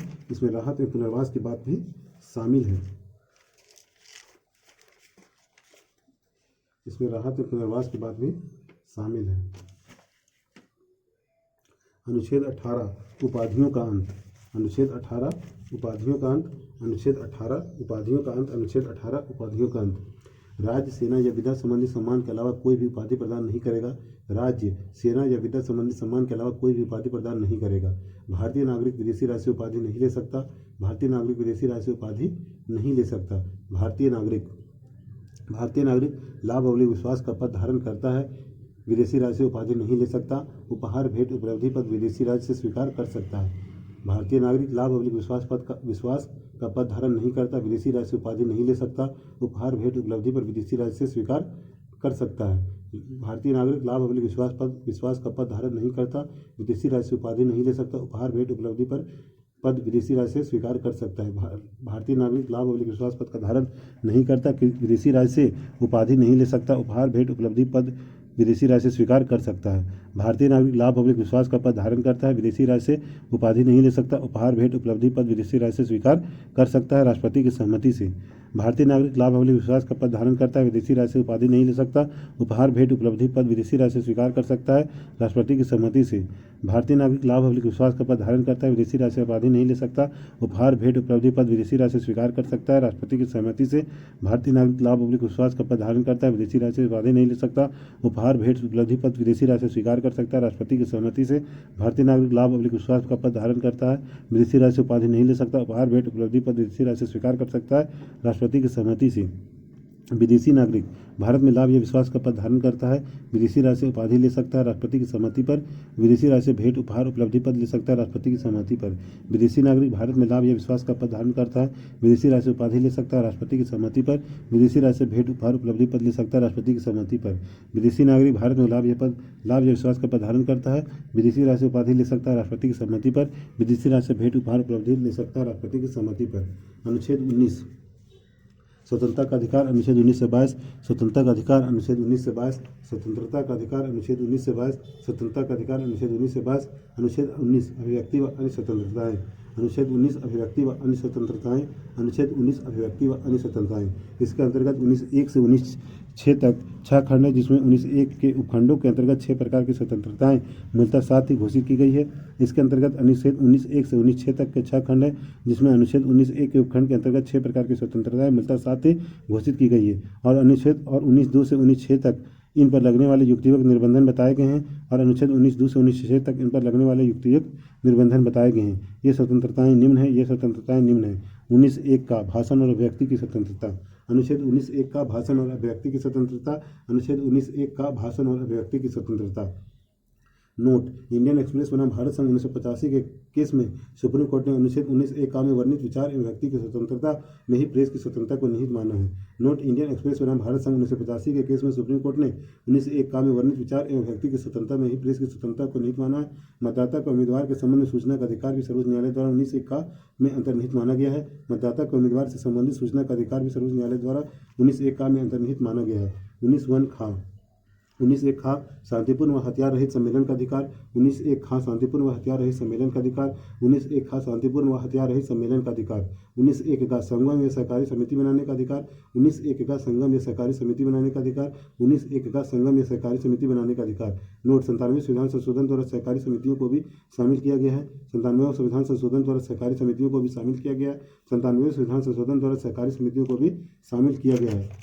19(1) घा भारत के राज्य क्षेत्र में आवास संचरण का अधिकार, 19(1) घा भारत के राज्य क्षेत्र में आवास संचरण का अधिकार, 19(1) घा भारत के राज्य क्षेत्र में आवास संचरण का अधिकार, 19(1) अंगा भारत के किसी विभाग में निवास करने व बसने का अधिकार, 19(1) अंगा भारत के किसी विभाग में निवास करने व बसने का अधिकार, 19(1) अंगा भारत के किसी विभाग में निवास करने व बसने का अधिकार। 19(1) छा कोई व्यक्ति उपजीविका व्यवसाय या व्यापार करने का अधिकार, 19(1) छा कोई व्यक्ति उपजीविका व्यापार या व्यवसाय करने का अधिकार, 19(1) छा कोई व्यक्ति उपजीविका व्यवसाय या व्यापार करने का अधिकार। 19(1) छा अथार्थ संपत्ति के अधिकार को 44वें संविधान संशोधन अधिनियम द्वारा मूल अधिकारों की सूची से हटाकर 300 का के तहत विधिक अधिकार बना दिया गया है। 19(1) छा अथार्थ संपत्ति के अधिकार को 44वें संविधान संशोधन अधिनियम द्वारा मूल अधिकारों की सूची से हटाकर अनुच्छेद 300 का के तहत विधिक अधिकार बना दिया गया है। 19(1) छा अथार्थ संपत्ति के अधिकार को 44वें संविधान संशोधन अधिनियम द्वारा मूल अधिकारों की सूची से हटाकर अनुच्छेद 300 का के तहत विधिक अधिकार बना दिया गया। भाग 2 अध्याय 14, भाग 2 अध्याय 14, भाग 2 अध्याय 14, भाग 2 अध्याय 14। उपयुक्त स्वतंत्रताओं को 19(2) से 19(6) तक की गई युक्तियुक्त निबंधनों की घोषणा निम्न है। उपयुक्त स्वतंत्रताओं पर 19(2) से 19(6) तक की गई युक्तियुक्त निबंधनों की घोषणा निम्न है। भाषण और अभिव्यक्ति की स्वतंत्रता, भाषण और अभिव्यक्ति की स्वतंत्रता। 19(2) 19(1) का पर लगने वाले निर्बंधन का अधिकार, भारत की सुरक्षा व संप्रभुता, न्यायालय की अवमानना, मानहानि, लोक व्यवस्था, विदेशी राज्यों के साथ मैत्रीपूर्ण संबंध, शिष्टाचार एवं सदाचार, अपराध उद्दीपन। 19(2) 19(1) का पर लगने वाले निर्बंधन, भाषण और व्यक्ति की स्वतंत्रता पर लगने वाले निर्बंधन के आधार, भारत की सुरक्षा व संप्रभुता, न्यायालय की अवमानना, मानहानि, लोक व्यवस्था, विदेशी राज्यों के साथ मैत्रीपूर्ण संबंध, शिष्टाचार एवं सदाचार, अपराध उद्दीपन। 19(1) का पर लगने वाले निर्बंधन का अधिकार, आधार, भारत की सुरक्षा व संप्रभुता, न्यायालय की अवमानना, मानहानि, लोक व्यवस्था, विदेशी राज्यों के साथ मैत्रीपूर्ण संबंध, शिष्टाचार एवं सदाचार, अपराध उद्दीपन। अनुच्छेद 19(3) का 19(1) खा पर लगने वाले निर्बंधन का आधार, शांतिपूर्ण हथियार रहित सम्मेलन का अधिकार, भारत की संप्रभुता और अखंडता, भारत की संप्रभुता और अखंडता, लोक व्यवस्था, भारत की संप्रभुता और अखंडता, लोक व्यवस्था, भारत की संप्रभुता और अखंडता, लोक व्यवस्था। 19(4) 19(1) गा पर लगने वाले निर्बंधन के आधार, 19(1) गा पर लगने वाले निर्बंधन का आधार, सदाचार, लोक व्यवस्था, भारत की संप्रभुता और अखंडता, सदाचार, लोक व्यवस्था, भारत की संप्रभुता और अखंडता, सदाचार, लोक व्यवस्था, भारत की संप्रभुता और अखंडता।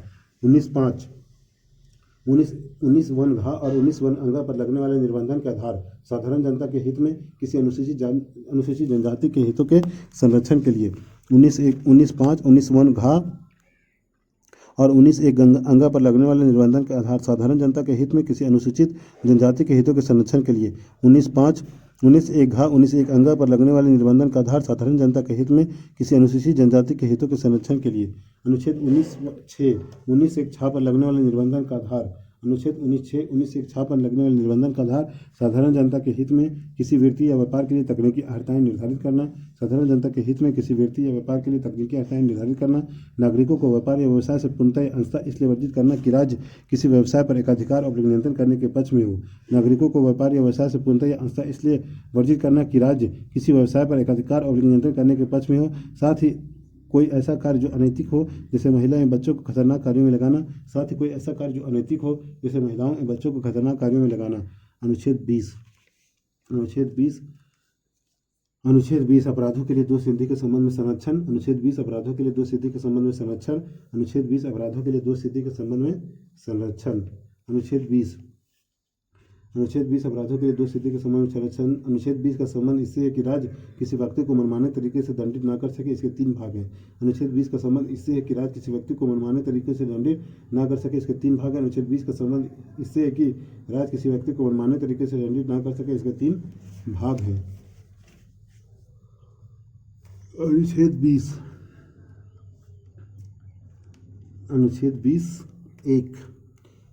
20(1) भूतलक्षित दंडिक विधियों से संरक्षण। अनुच्छेद 20(1) भूतलक्षित दंडिक विधियों से संरक्षण। अनुच्छेद 20(1) भूतलक्षित दंडिक विधियों से संरक्षण। किसी कानून को अतीतकालीन प्रभाव तिथि से लागू करना। किसी कानून को अतीतकालीन प्रभाव तिथि से लागू करना यह केवल आपराधिक कृत्य से संबंधित है। इसके अंतर्गत कोई व्यक्ति किसी अपराध के लिए तब तक दोषी नहीं माना जाएगा जब तक कि उसने ऐसा कोई कार्य करते समय कोई प्रवृत्त विधि का अतिक्रमण नहीं किया। सिविल पर हो सकता है ना। यह केवल आपराधिक कृत्य से संबंधित है। इसके अंतर्गत कोई व्यक्ति किसी अपराध के लिए तब तक दोषी नहीं माना जाएगा जब तक कि उसने ऐसा कार्य करते समय किसी प्रवृत्त विधि का अतिक्रमण नहीं किया हो। अनुच्छेद 20(2) दोहरे दंड से संरक्षण। अनुच्छेद 20(2) दोहरे दंड से संरक्षण। अनुच्छेद 20(2) दोहरे दंड से संरक्षण। अनुच्छेद 20(2) दोहरे दंड से संरक्षण। किसी व्यक्ति को एक ही अपराध के लिए एक बार से अधिक अभियोजित और दंडित नहीं किया जा सकता। किसी व्यक्ति को एक ही अपराध के लिए एक बार से अधिक अभियोजित और दंडित नहीं किया जा सकता। यह निषेध केवल न्यायिक दंड के संदर्भ में विभागीय व प्रशासनिक दंड दिया जा सकता है। यह निषेध केवल न्यायिक दंड के संदर्भ में विभागीय व प्रशासनिक दंड दिया जा सकता है। अनुच्छेद 20(3) अपने ही विरुद्ध गवाही देने से संरक्षण। अनुच्छेद 20(3) अपने ही विरुद्ध गवाही देने से संरक्षण। आपराधिक कृत्यों के मामले में अभियुक्त बनाया गया हो। आपराधिक कृत्यों के मामले में अभियुक्त बनाया गया हो। आपराधिक कृत्यों के मामले में अभियुक्त बनाया गया हो। विचारण की प्रक्रिया में उसे अपने ही विरुद्ध बात किया गया हो। विचारण की प्रक्रिया में उसे अपने ही विरुद्ध बात किया गया हो। उसे अपने ही विरुद्ध गवाही देने हेतु बात किया गया हो। उसे अपने ही विरुद्ध गवाही देने हेतु बात किया गया हो। वस्तुओं को मांग सकता है, शरीर को मांग सकता है, हस्ताक्षर, अंगूठा, निशान, रक्त नमूना लिया जा सकता है। वस्तुओं को मांगा जा सकता है, शरीर को मांगा जा सकता है, हस्ताक्षर, अंगूठा, निशान एवं नमूना लिया जा सकता है। वस्तुओं को मांगा जा सकता है, शरीर को मांगा जा सकता है, हस्ताक्षर, अंगूठा, निशान, रक्त नमूना लिया जा सकता है। वस्तुओं को मांगा जा सकता है, शरीर को मांगा जा सकता है, हस्ताक्षर, अंगूठा, निशान, रक्त नमूना लिया जा सकता है। वस्तुओं को मांगा जा सकता है, शरीर को मांगा जा सकता है, हस्ताक्षर, अंगूठा, निशान, रक्त नमूना लिया जा सकता है। पोटा टाडा में भी अपने विरुद्ध गवाही स्वीकृत। पोटा टाडा में अपने विरुद्ध गवाही स्वीकृत। पोटा टाडा में अपने विरुद्ध गवाही स्वीकृत। मूल अधिकार लागू करने की जिम्मेदारी सुप्रीम कोर्ट, हाई कोर्ट, जिला कोर्ट नहीं। मूल अधिकार लागू करने की जिम्मेदारी सुप्रीम कोर्ट, हाई कोर्ट, जिला कोर्ट नहीं। मूल अधिकार लागू करने की जिम्मेदारी सुप्रीम कोर्ट, हाई कोर्ट, जिला कोर्ट नहीं। अनुच्छेद 21 प्राण एवं दैहिक स्वतंत्रता का संरक्षण। अनुच्छेद 21 प्राण एवं दैहिक स्वतंत्रता का संरक्षण। अनुच्छेद 21 प्राण एवं दैहिक स्वतंत्रता का संरक्षण। अनुच्छेद 21 प्राण एवं दैहिक स्वतंत्रता का संरक्षण। अनुच्छेद 21 में कहा गया कि किसी व्यक्ति को उसके प्राण एवं दैहिक स्वतंत्रता से विधि द्वारा स्थापित प्रक्रिया के अनुसार ही वंचित किया जा सकता है, अन्यथा नहीं। अनुच्छेद 21 में कहा गया कि किसी व्यक्ति को उसके प्राण एवं दैहिक स्वतंत्रता से विधि द्वारा स्थापित प्रक्रिया के अनुसार ही वंचित किया जा सकता है, अन्यथा नहीं। अनुच्छेद 21 में कहा गया कि किसी व्यक्ति को उसके प्राण एवं दैहिक स्वतंत्रता से विधि द्वारा स्थापित प्रक्रिया के अनुसार ही वंचित किया जा सकता है, अन्यथा नहीं। न्यायालय द्वारा एके गोपालन बनाम मद्रास 1950 के मामले में अनुच्छेद 21 में जीवन का अर्थ केवल जीवित रहने तक सीमित रखा गया। न्यायालय द्वारा एके गोपालन बनाम मद्रास 1950 के मामले में अनुच्छेद 21 का जीवन का अर्थ केवल जीवित रहने तक सीमित रखा गया। न्यायालय द्वारा एके गोपालन बनाम मद्रास 1950 के मामले में अनुच्छेद 21 को जीवन का अर्थ केवल जीवित रहने तक सीमित रखा गया, लेकिन 1978 में मेनका गांधी बनाम भारत संघ तक में अनुच्छेद 21 की व्यापकता बढ़ाकर केवल जीवन का अर्थ जीवित रहने तक नहीं, मानवीय गरिमापूर्ण जीवन जीने का अधिकार माना। लेकिन 1978 के मेनका गांधी बनाम भारत संघ में अनुच्छेद 21 की व्यापकता को बढ़ाकर केवल जीवन का अर्थ जीवित रहने तक नहीं, मानवीय गरिमापूर्ण जीवन जीने का अधिकार माना गया। साथ ही गोपनीयता के अधिकार, भोजन का अधिकार, रोजी रोटी का अधिकार, स्वच्छ पर्यावरण का अधिकार आदि अनुच्छेद 21 में शामिल किए गए हैं। साथ ही गोपनीयता का अधिकार, भोजन का अधिकार, रोजी रोटी का अधिकार, स्वच्छ पर्यावरण का अधिकार आदि अनुच्छेद 21 में शामिल किए गए। साथ ही गोपनीयता का अधिकार, भोजन का अधिकार, रोजी रोटी का अधिकार, स्वच्छ पर्यावरण का अधिकार आदि अनुच्छेद 21 में शामिल किए गए। विधि द्वारा स्थापित प्रक्रिया, यथोचित विधि की प्रक्रिया। विधि द्वारा स्थापित प्रक्रिया, यथोचित विधि प्रक्रिया। विधि द्वारा स्थापित प्रक्रिया, यथोचित विधि प्रक्रिया। विधि द्वारा स्थापित प्रक्रिया, procedure established by law, due process of law. विधि द्वारा स्थापित प्रक्रिया, प्रोसीजर एस्टेब्लिश्ड बाय लॉ, यथोचित विधि प्रक्रिया, ड्यू प्रोसेस ऑफ लॉ। विधि द्वारा स्थापित प्रक्रिया, प्रोसीजर एस्टेब्लिश्ड बाय लॉ, यथोचित विधि प्रक्रिया, due process of law. British संविधान की विशेषता। विधि द्वारा स्थापित प्रक्रिया। ब्रिटिश संविधान की विशेषता, ब्रिटिश संविधान की विशेषता, अमेरिकी संविधान की विशेषता, अमेरिकी संविधान की विशेषता। ब्रिटिश संविधान में संसद की सर्वोच्चता को स्वीकार किया गया है। ब्रिटिश संविधान में संसद की सर्वोच्चता को स्वीकार किया गया है। इसके माध्यम से अमेरिका में न्यायपालिका की सर्वोच्चता तथा सामयिक व उचित विधि को स्थान प्राप्त है। इसके माध्यम से अमेरिका में न्यायपालिका की सर्वोच्चता तथा सामयिक व उचित विधि को स्थान प्राप्त है। संसद द्वारा पारित विधियों के औचित्य का निर्धारण करने की शक्ति वहाँ की न्यायपालिका को नहीं है। संसद द्वारा पारित विधियों के औचित्य का निर्धारण करने की शक्ति वहाँ की न्यायपालिका को नहीं है।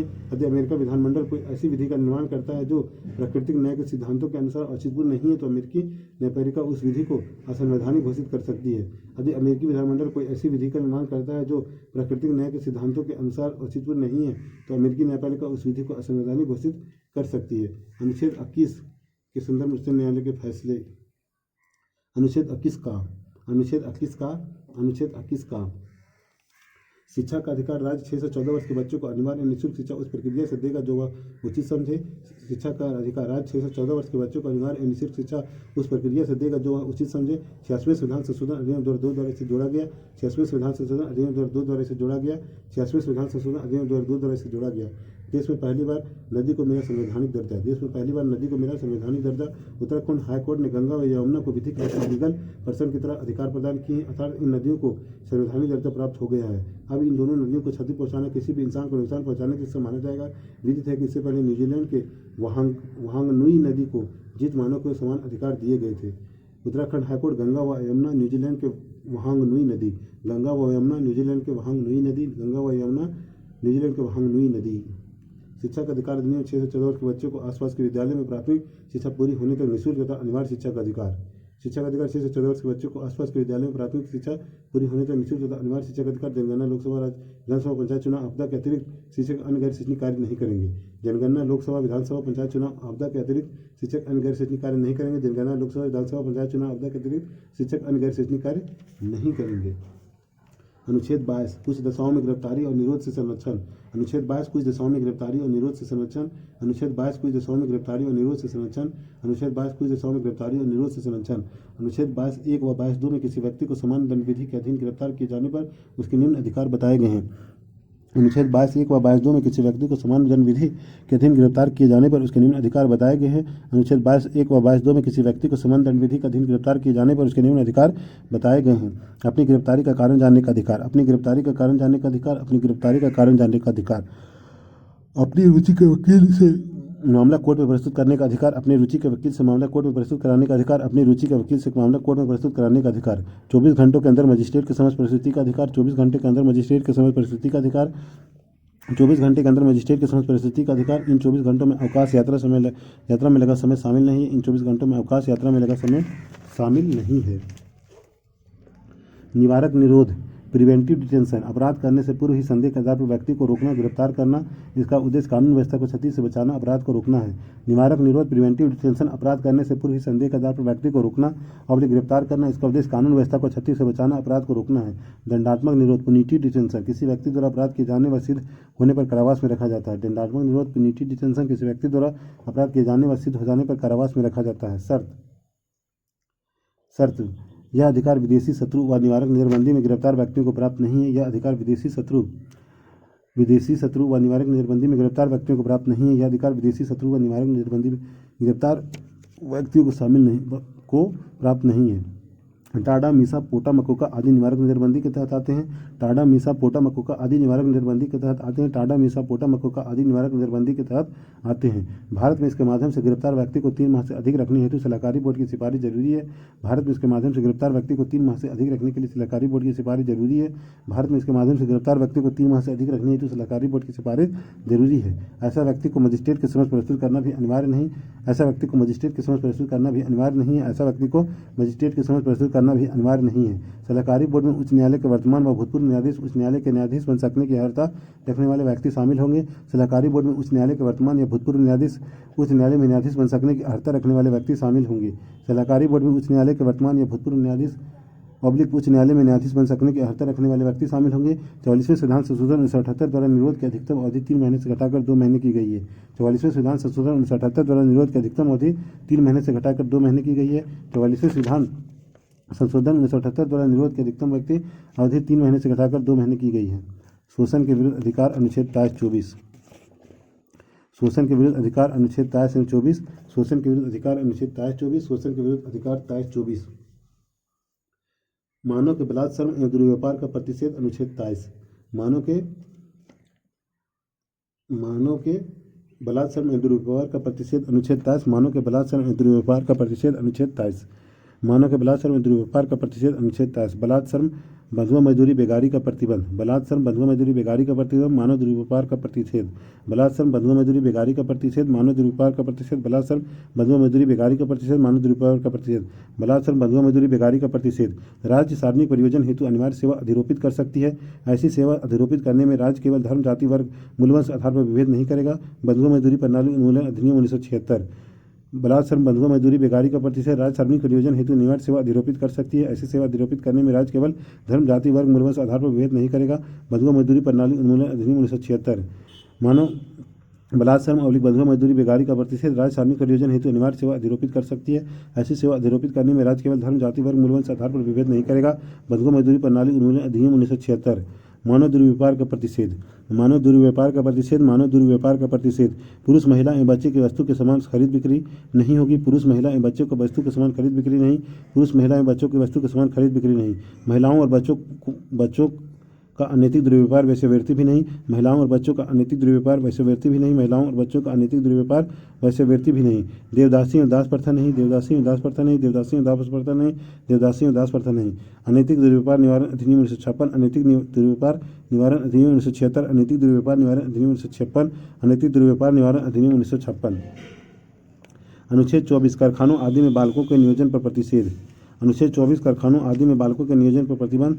अनुच्छेद 24 कारखानों आदि में बालकों के नियोजन पर प्रतिबंध। अनुच्छेद 24 कारखानों आदि में बालकों के नियोजन पर प्रतिबंध। 14 वर्ष से कम आयु के किसी बालक को किसी कारखाने या खान में काम करने के लिए नियोजित नहीं किया जाएगा या किसी अन्य परिसंकटमय नियोजन हजार्डस एम्प्लॉयमेंट में नहीं लगाया जाएगा।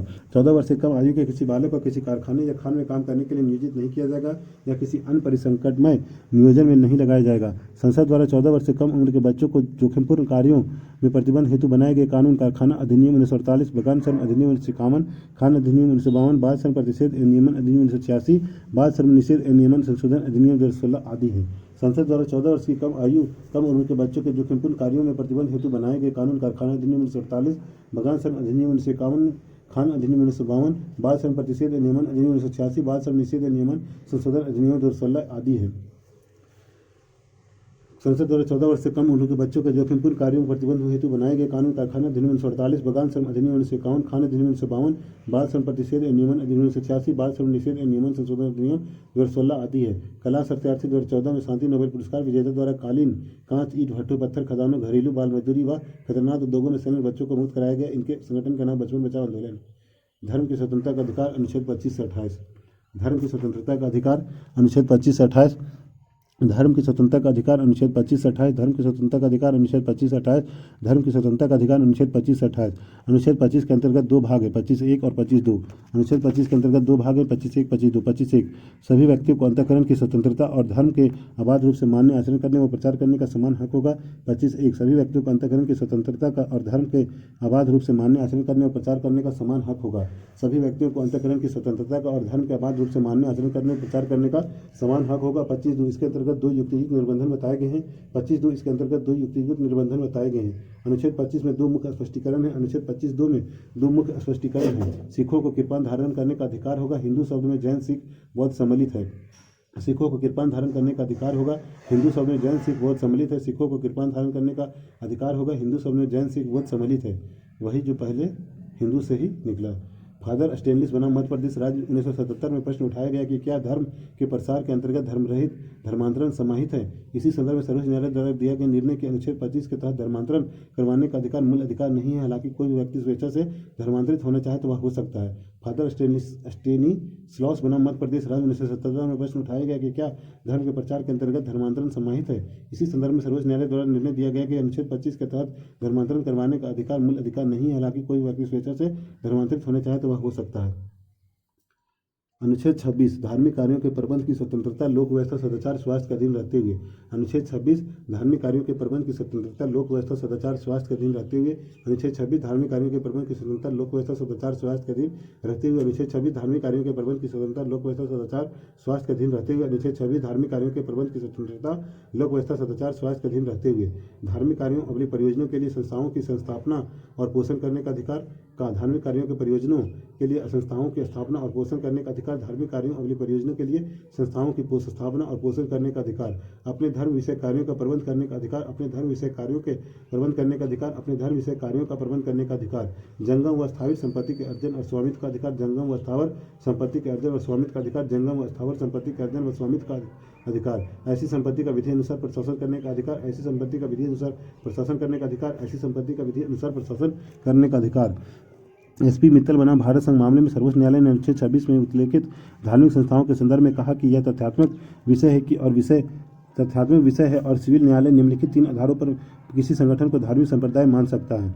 एसपी मित्तल बनाम भारत संघ 1982 मामले में सर्वोच्च न्यायालय ने अनुच्छेद 26 में उल्लिखित धार्मिक संस्थाओं के संदर्भ में कहा कि यह एक तथ्यात्मक विषय है और सिविल न्यायालय निम्नलिखित 3 आधारों पर किसी संगठन को धार्मिक संप्रदाय मान सकता है।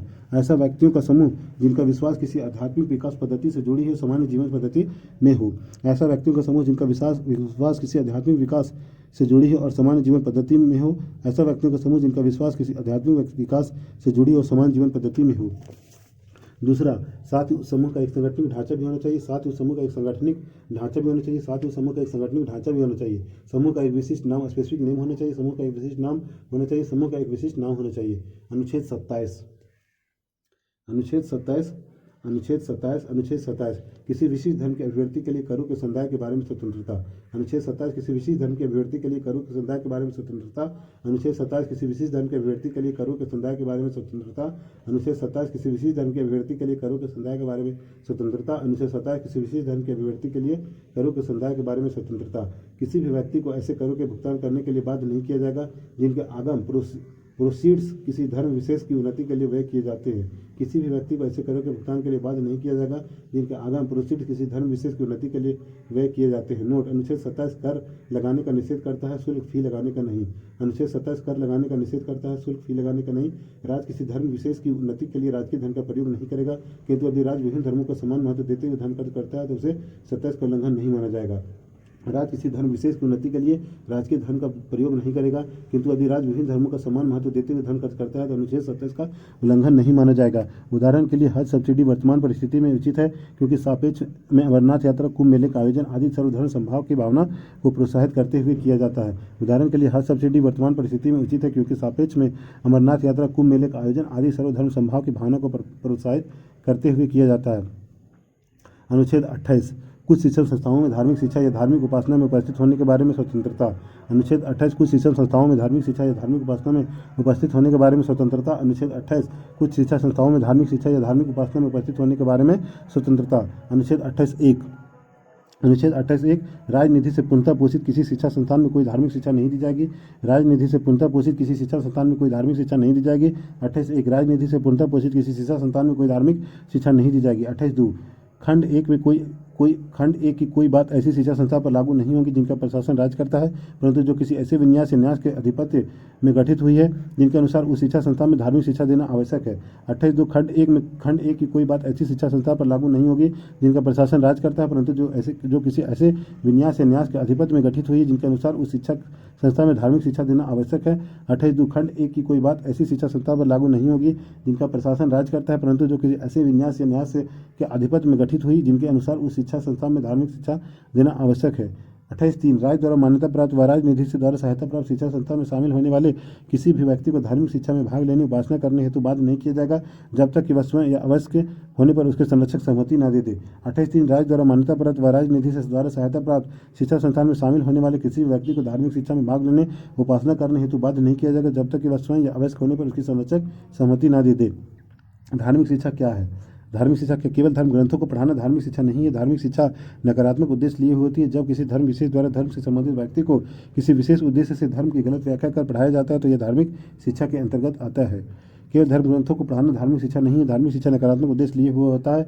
जब किसी धर्म विशेष द्वारा धर्म से संबंधित व्यक्ति को किसी विशेष उद्देश्य से धर्म की गलत व्याख्या कर पढ़ाया जाता है तो यह धार्मिक शिक्षा के अंतर्गत आता है। शिक्षा संस्था अवलिक धार्मिक शिक्षा। शिक्षा संस्था धार्मिक शिक्षा। शिक्षा संस्था धार्मिक शिक्षा। राय द्वारा पूर्णतः वित्तपोषित नहीं। राय द्वारा पूर्णतः वित्तपोषित नहीं। राय द्वारा पूर्णतः वित्तपोषित नहीं। राय द्वारा आर्थिक सहायता प्राप्त, हाँ लेकिन बाध्य करके नहीं। राय द्वारा आर्थिक सहायता प्राप्त, हाँ लेकिन बात करके नहीं।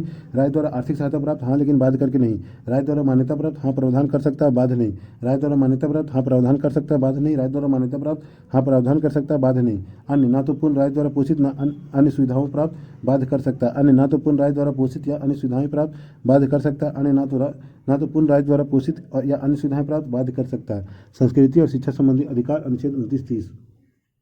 संस्कृति और शिक्षा संबंधी अधिकार अनुच्छेद 29-30। संस्कृति और शिक्षा संबंधी अधिकार अनुच्छेद 29-30। संस्कृति और शिक्षा संबंधी अधिकार अनुच्छेद 29-30। संस्कृति और शिक्षा संबंधी अधिकार अनुच्छेद 29-30। अनुच्छेद 29 अल्पसंख्यक वर्गों के हितों का संरक्षण। अनुच्छेद 29 अल्पसंख्यक वर्गों के हितों का संरक्षण। अनुच्छेद 29 अल्पसंख्यक वर्गों के हितों का संरक्षण। अनुच्छेद 29 अल्पसंख्यक वर्गों के हितों का संरक्षण। अनुच्छेद 29 अल्पसंख्यक वर्गों के हितों का संरक्षण। भारत के प्रत्येक नागरिक को जिसकी अपनी विशिष्ट भाषा लिपि संस्कृति उसे बनाए रखने का अधिकार होगा। 29 भारत के प्रत्येक नागरिक को जिसकी अपनी विशिष्ट भाषा लिपि संस्कृति उसे बनाए रखने का अधिकार होगा। अनुच्छेद 29 भारत के प्रत्येक नागरिक को जिसकी अपनी विशिष्ट भाषा लिपि संस्कृति है उसे बनाए रखने का अधिकार होगा। अनुच्छेद 29 राय द्वारा पोषित या राय निधि द्वारा सहायता प्राप्त किसी शिक्षा संस्थान में प्रवेश से किसी भी नागरिक को केवल धर्म, मूलवान, जाति, भाषा या इनमें से किसी आधार पर वंचित नहीं किया जाएगा। अनुच्छेद 29 राय द्वारा पोषित या राय द्वारा निधि प्राप्त सहायता राय निधि द्वारा सहायता प्राप्त किसी शिक्षा संस्थान में प्रवेश से किसी भी नागरिक को केवल धर्म, मूलवान, जाति, भाषा या इनमें से किसी के आधार पर वंचित नहीं किया जाएगा। अनुच्छेद 29 राय द्वारा पोषित या राय निधि द्वारा सहायता प्राप्त किसी शिक्षा संस्थान में प्रवेश से किसी भी नागरिक को केवल धर्म, मूलवान, जाति, भाषा या इनमें से किसी आधार पर वंचित नहीं किया जाएगा। संस्कृति जीवन पद्धति है, इसमें लोक नृत्य, गान, चित्रकला, त्यौहार आदि सम्मिलित है। संस्कृति जीवन पद्धति है, इसमें लोक नृत्य, गायन, चित्रकला, त्यौहार आदि सम्मिलित है। संस्कृति जीवन पद्धति इनमें लोक नृत्य, गायन, चित्रकला, त्यौहार आदि सम्मिलित है। अनुच्छेद 30 शिक्षा संस्थाओं की स्थापना एवं प्रशासन करने का अल्पसंख्यकों का अधिकार। अनुच्छेद 30 शिक्षा संस्थाओं की स्थापना एवं प्रशासन करने का अल्पसंख्यकों का अधिकार। अनुच्छेद 30 शिक्षा संस्थाओं की स्थापना एवं प्रशासन करने का अल्पसंख्यकों का अधिकार। अनुच्छेद 30 शिक्षा संस्थाओं की स्थापना एवं प्रशासन करने का अल्पसंख्यकों का अधिकार। अनुच्छेद 30 शिक्षा संस्थाओं की स्थापना एवं प्रशासन करने का अल्पसंख्यकों का अधिकार। अनुच्छेद 30 धर्म या भाषा पर आधारित अल्पसंख्यक वर्गों को अपनी रुचि के अनुसार शिक्षा संस्थाओं की स्थापना और प्रशासन का अधिकार होगा। अनुच्छेद 31 धर्म या भाषा पर आधारित अल्पसंख्यक वर्गों को अपनी रुचि के अनुसार शिक्षा संस्थाओं की स्थापना और प्रशासन का अधिकार होगा। अनुच्छेद 31 धर्म या भाषा पर आधारित अल्पसंख्यक वर्गों को अपनी रुचि के अनुसार शिक्षा संस्थाओं की स्थापना और प्रशासन का अधिकार होगा। अनुच्छेद 30 का 44वें संविधान संशोधन 1978 द्वारा जोड़ा गया। अनुच्छेद 30 का 44वें संविधान संशोधन 1978 द्वारा जोड़ा गया। अनुच्छेद 30 का 44वें संविधान संशोधन 1978 द्वारा जोड़ा गया। अल्पसंख्यक शिक्षा संस्थानों की संपत्ति के अनिवार्य अर्जन के लिए विधि बनाते समय राज्य यह सुनिश्चित करेगा कि ऐसी संपत्ति के अर्जन के लिए विधि द्वारा नियत की रकम या मुआवजा इतना होना चाहिए जिससे इस खंड के अधीन प्रत्यभूत अधिकार निराकृत या निर्बाधित न हो।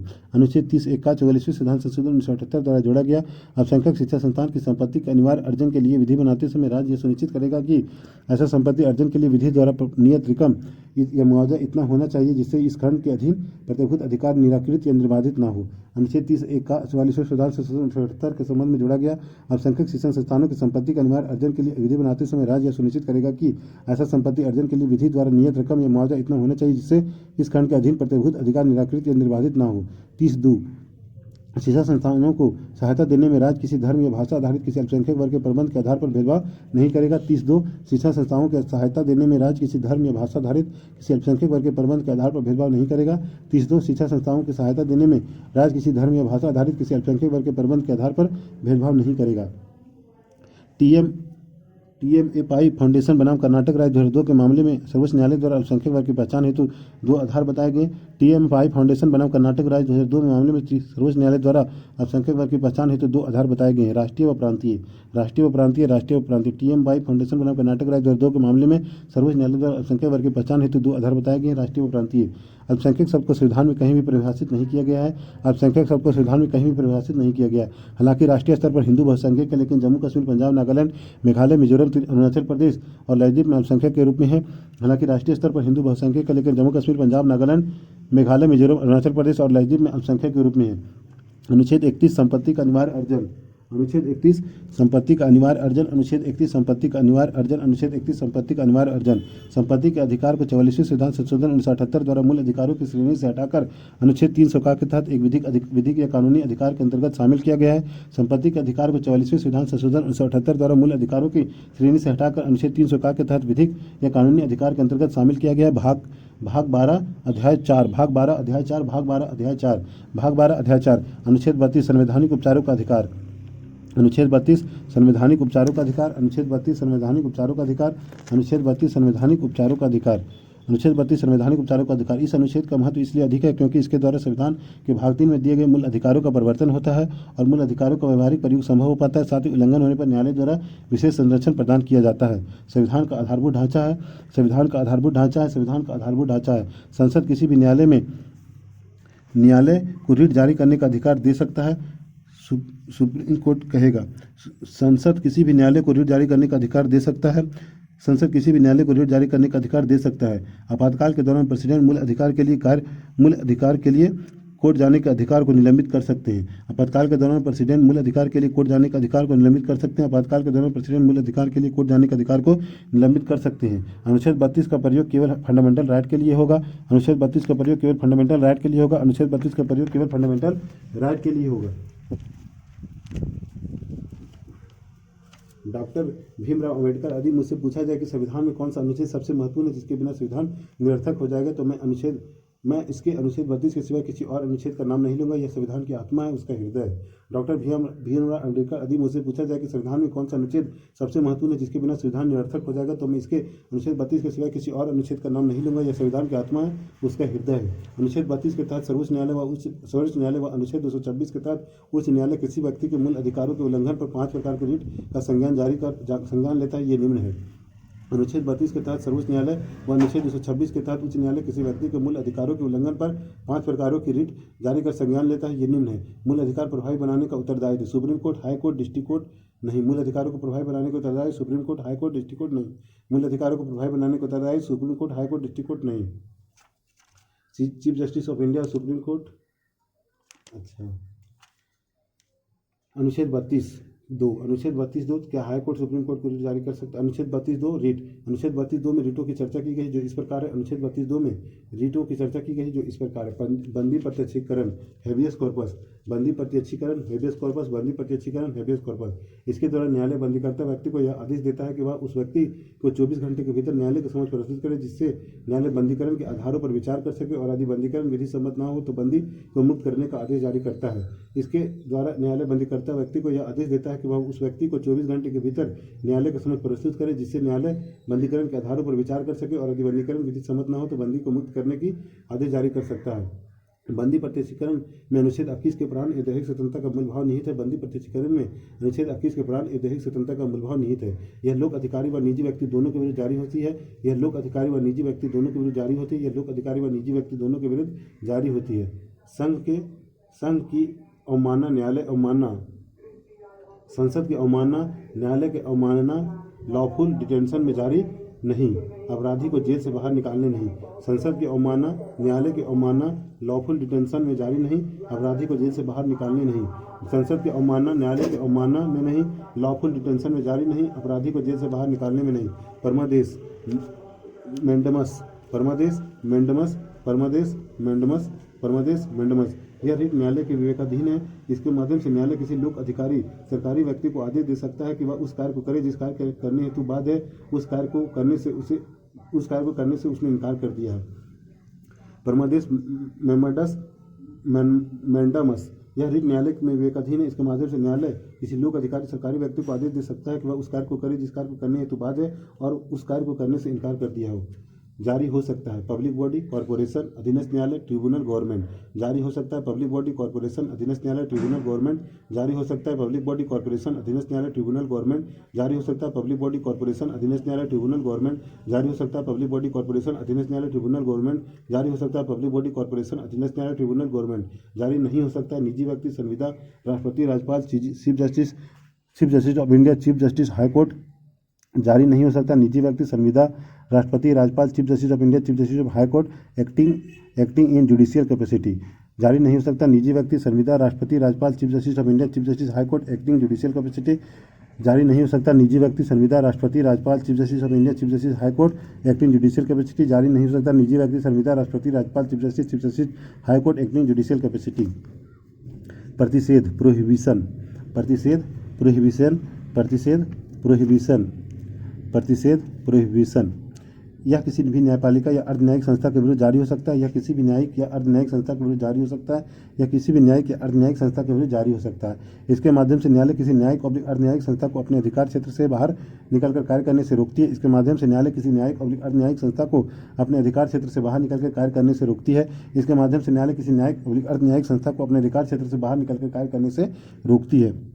इस रीट का मुख्य उद्देश्य किसी अधीनस्थ न्यायालय को अपनी अधिकारिता का अतिक्रमण करने से रोकना है। इस रीट का मुख्य उद्देश्य किसी अधीनस्थ न्यायालय को अपनी अधिकारिता का अतिक्रमण करने से रोकना है। विधायिका, कार्यपालिका या किसी निजी व्यक्ति या निजी संस्था के खिलाफ इसका प्रयोग नहीं होता। विधायिका, कार्यपालिका या किसी निजी व्यक्ति या निजी संस्था के खिलाफ इसका प्रयोग नहीं होता। विधायिका, कार्यपालिका या किसी निजी व्यक्ति या निजी संस्था के खिलाफ इसका प्रयोग नहीं होता। उत्प्रेषण, उत्प्रेषण, उत्प्रेषण, उत्प्रेषण, उत्प्रेषण। यह किसी वरिष्ठ न्यायालय द्वारा किसी अधीनस्थ न्यायालय या न्यायिक निकाय जो अपनी अधिकारिता का उल्लंघन कर रहा है को रोकने के उद्देश्य से जारी की जाती है। यह किसी वरिष्ठ न्यायालय द्वारा किसी अधीनस्थ न्यायालय या न्यायिक निकाय को जो अपनी अधिकारिता का उल्लंघन कर रहा है को रोकने के उद्देश्य से जारी की जाती है। यह किसी वरिष्ठ न्यायालय द्वारा अपने अधीनस्थ न्यायालय या न्यायिक निकाय जो अपनी अधिकारिता का उल्लंघन कर रहा है को रोकने के उद्देश्य से जारी की जा सकती है। उत्प्रेषण या किसी वरिष्ठ न्यायालय द्वारा किसी अधीनस्थ न्यायालय या न्यायिक निकाय, प्रशासनिक निकाय को जो अपनी अधिकारिता का उल्लंघन कर रहा है को रोकने के लिए किया जा सकता है। विधायिका, निजी क्षेत्र, निजी व्यक्ति। विधायिका, निजी क्षेत्र, निजी व्यक्ति। विधायिका, निजी क्षेत्र, निजी व्यक्ति। प्रतिषेध वर्सेस उत्प्रेषण, प्रतिषेध वर्सेस उत्प्रेषण, प्रतिषेध वर्सेस उत्प्रेषण। प्रतिषेध, यह रीट तब जारी होती है जब कोई अधीनस्थ न्यायालय मामला सुन रहा है। यह रीट तब जारी होती है जब कोई अधीनस्थ न्यायालय मामला सुन रहा है। यह रीट तब जारी होती है जब कोई अधीनस्थ न्यायालय मामला सुन रहा है। यह रीट तब जारी होता है जब कोई अधीनस्थ न्यायालय या प्राधिकारी अपनी सीमा से बाहर जाकर निर्णय दे दिया। यह रीट तब जारी होता है जब कोई अधीनस्थ न्यायालय या प्राधिकारी अपनी सीमा से बाहर जाकर निर्णय दे दिया। यह रीट तब जारी होता है जब कोई अधीनस्थ न्यायालय या प्राधिकारी अपनी सीमा से बाहर जाकर निर्णय दे दिया। उच्च न्यायालय उसे यह कहता है कि वह आगे ना बढ़े क्योंकि वह अपनी सीमा से बाहर जा रहा है। उच्च न्यायालय उसे यह कहता है कि वह आगे ना बढ़े क्योंकि वह अपनी सीमा से बाहर जा रहा है। उच्च न्यायालय उसे यह कहता है कि वह आगे ना बढ़े क्योंकि वह अपनी सीमा से बाहर जा रहा है। यह रीट उस निर्णय या कार्यवाही को रद्द करने के लिए जारी होता है। यह रीट उस निर्णय या कार्यवाही को रद्द करने के लिए जारी होता है। यह रीट उस निर्णय या कार्यवाही को रद्द करने के लिए जारी होता है। मामला हाईकोर्ट, सुप्रीम कोर्ट में स्थानांतरित की जाती है ताकि इसकी जांच ठीक से हो सके। मामला हाईकोर्ट, सुप्रीम कोर्ट में स्थानांतरित की जाती है ताकि इसकी जांच ठीक से हो सके। मामला हाईकोर्ट, सुप्रीम कोर्ट में स्थानांतरित की जाती है ताकि इसकी जांच ठीक से हो सके। अधिकार परीक्षा, क्यो वारंटो। अधिकार परीक्षा, क्यो वारंटो। अधिकार परीक्षा, क्यो वारंटो। अधिकार परीक्षा, क्यो वारंटो। इसका अर्थ है आपका क्या प्राधिकार होता है। इसका अर्थ है आपका क्या प्राधिकार होता है। इसका अर्थ है आपका क्या प्राधिकार होता है। इसका अर्थ है आपका क्या प्राधिकार होता है। इसका अर्थ है आपका क्या प्राधिकार होता है। अवैधानिक रूप से किसी सार्वजनिक पद पर आसीन व्यक्ति के विरुद्ध जारी किया जाता है। अवैधानिक रूप से किसी सार्वजनिक पद पर आसीन व्यक्ति के विरुद्ध जारी किया जाता है। अवैधानिक रूप से किसी सार्वजनिक पद पर आसीन व्यक्ति के विरुद्ध जारी किया जाता है। पद संवैधानिक या वैधानिक हो। पद संवैधानिक या वैधानिक हो। पद संवैधानिक या वैधानिक हो। रीट जारी करने का अधिकार केवल अधिकार के तहत दो शब्द प्रमुख हो जाते हैं। प्रथम लोक हितवादी, पब्लिक इंटरेस्ट लिटिगेशन। द्वितीय न्यायिक सक्रियता। अच्छा, अवैधानिक रूप से किसी सार्वजनिक पद पर आसीन व्यक्ति के विरुद्ध जारी किया जाता है। पद संवैधानिक या वैधानिक हो। पद सार्वजनिक होना चाहिए और उसे संविधान या किसी अधिनियम द्वारा सृजित किया गया होना चाहिए। पद सार्वजनिक होना चाहिए और उसे संविधान या किसी अधिनियम द्वारा सृजित किया होना चाहिए। पद सार्वजनिक होना चाहिए और उसे संविधान या किसी अधिनियम द्वारा सृजित किया गया होना चाहिए। पद एक वास्तविक सब्सटेंटिव होना चाहिए, ना कि किसी सेवक का या ऐसा कार्य या रोजगार जो किसी अन्य की इच्छा पर निर्भर करता हो और उसकी मर्जी से हटाया जा सके। पद वास्तविक सब्सटेंटिव होना चाहिए, ना कि किसी सेवक का ऐसा कार्य या रोजगार जो किसी अन्य की इच्छा पर निर्भर करता हो और उसकी मर्जी से हटाया जा सके। पद एक वास्तविक सब्सटेंटिव होना चाहिए, ना कि किसी सेवक का ऐसा कार्य या रोजगार जो किसी अन्य की इच्छा पर निर्भर करता हो और उसकी मर्जी से हटाया जा सके। ऐसे व्यक्ति की नियुक्ति में संविधान या किसी अधिनियम या वैधानिक साधन का उल्लंघन हुआ हो। ऐसे व्यक्ति की नियुक्ति में संविधान या किसी अधिनियम या वैधानिक साधन का उल्लंघन हुआ हो। ऐसे व्यक्ति की नियुक्ति में संविधान या किसी अधिनियम या वैधानिक साधन का उल्लंघन हुआ हो। नियुक्ति वैधानिक प्रावधान के अनुसार होनी चाहिए। नियुक्ति वैधानिक प्रावधान के अनुसार होनी चाहिए। नियुक्ति वैधानिक प्रावधान के अनुसार होनी चाहिए।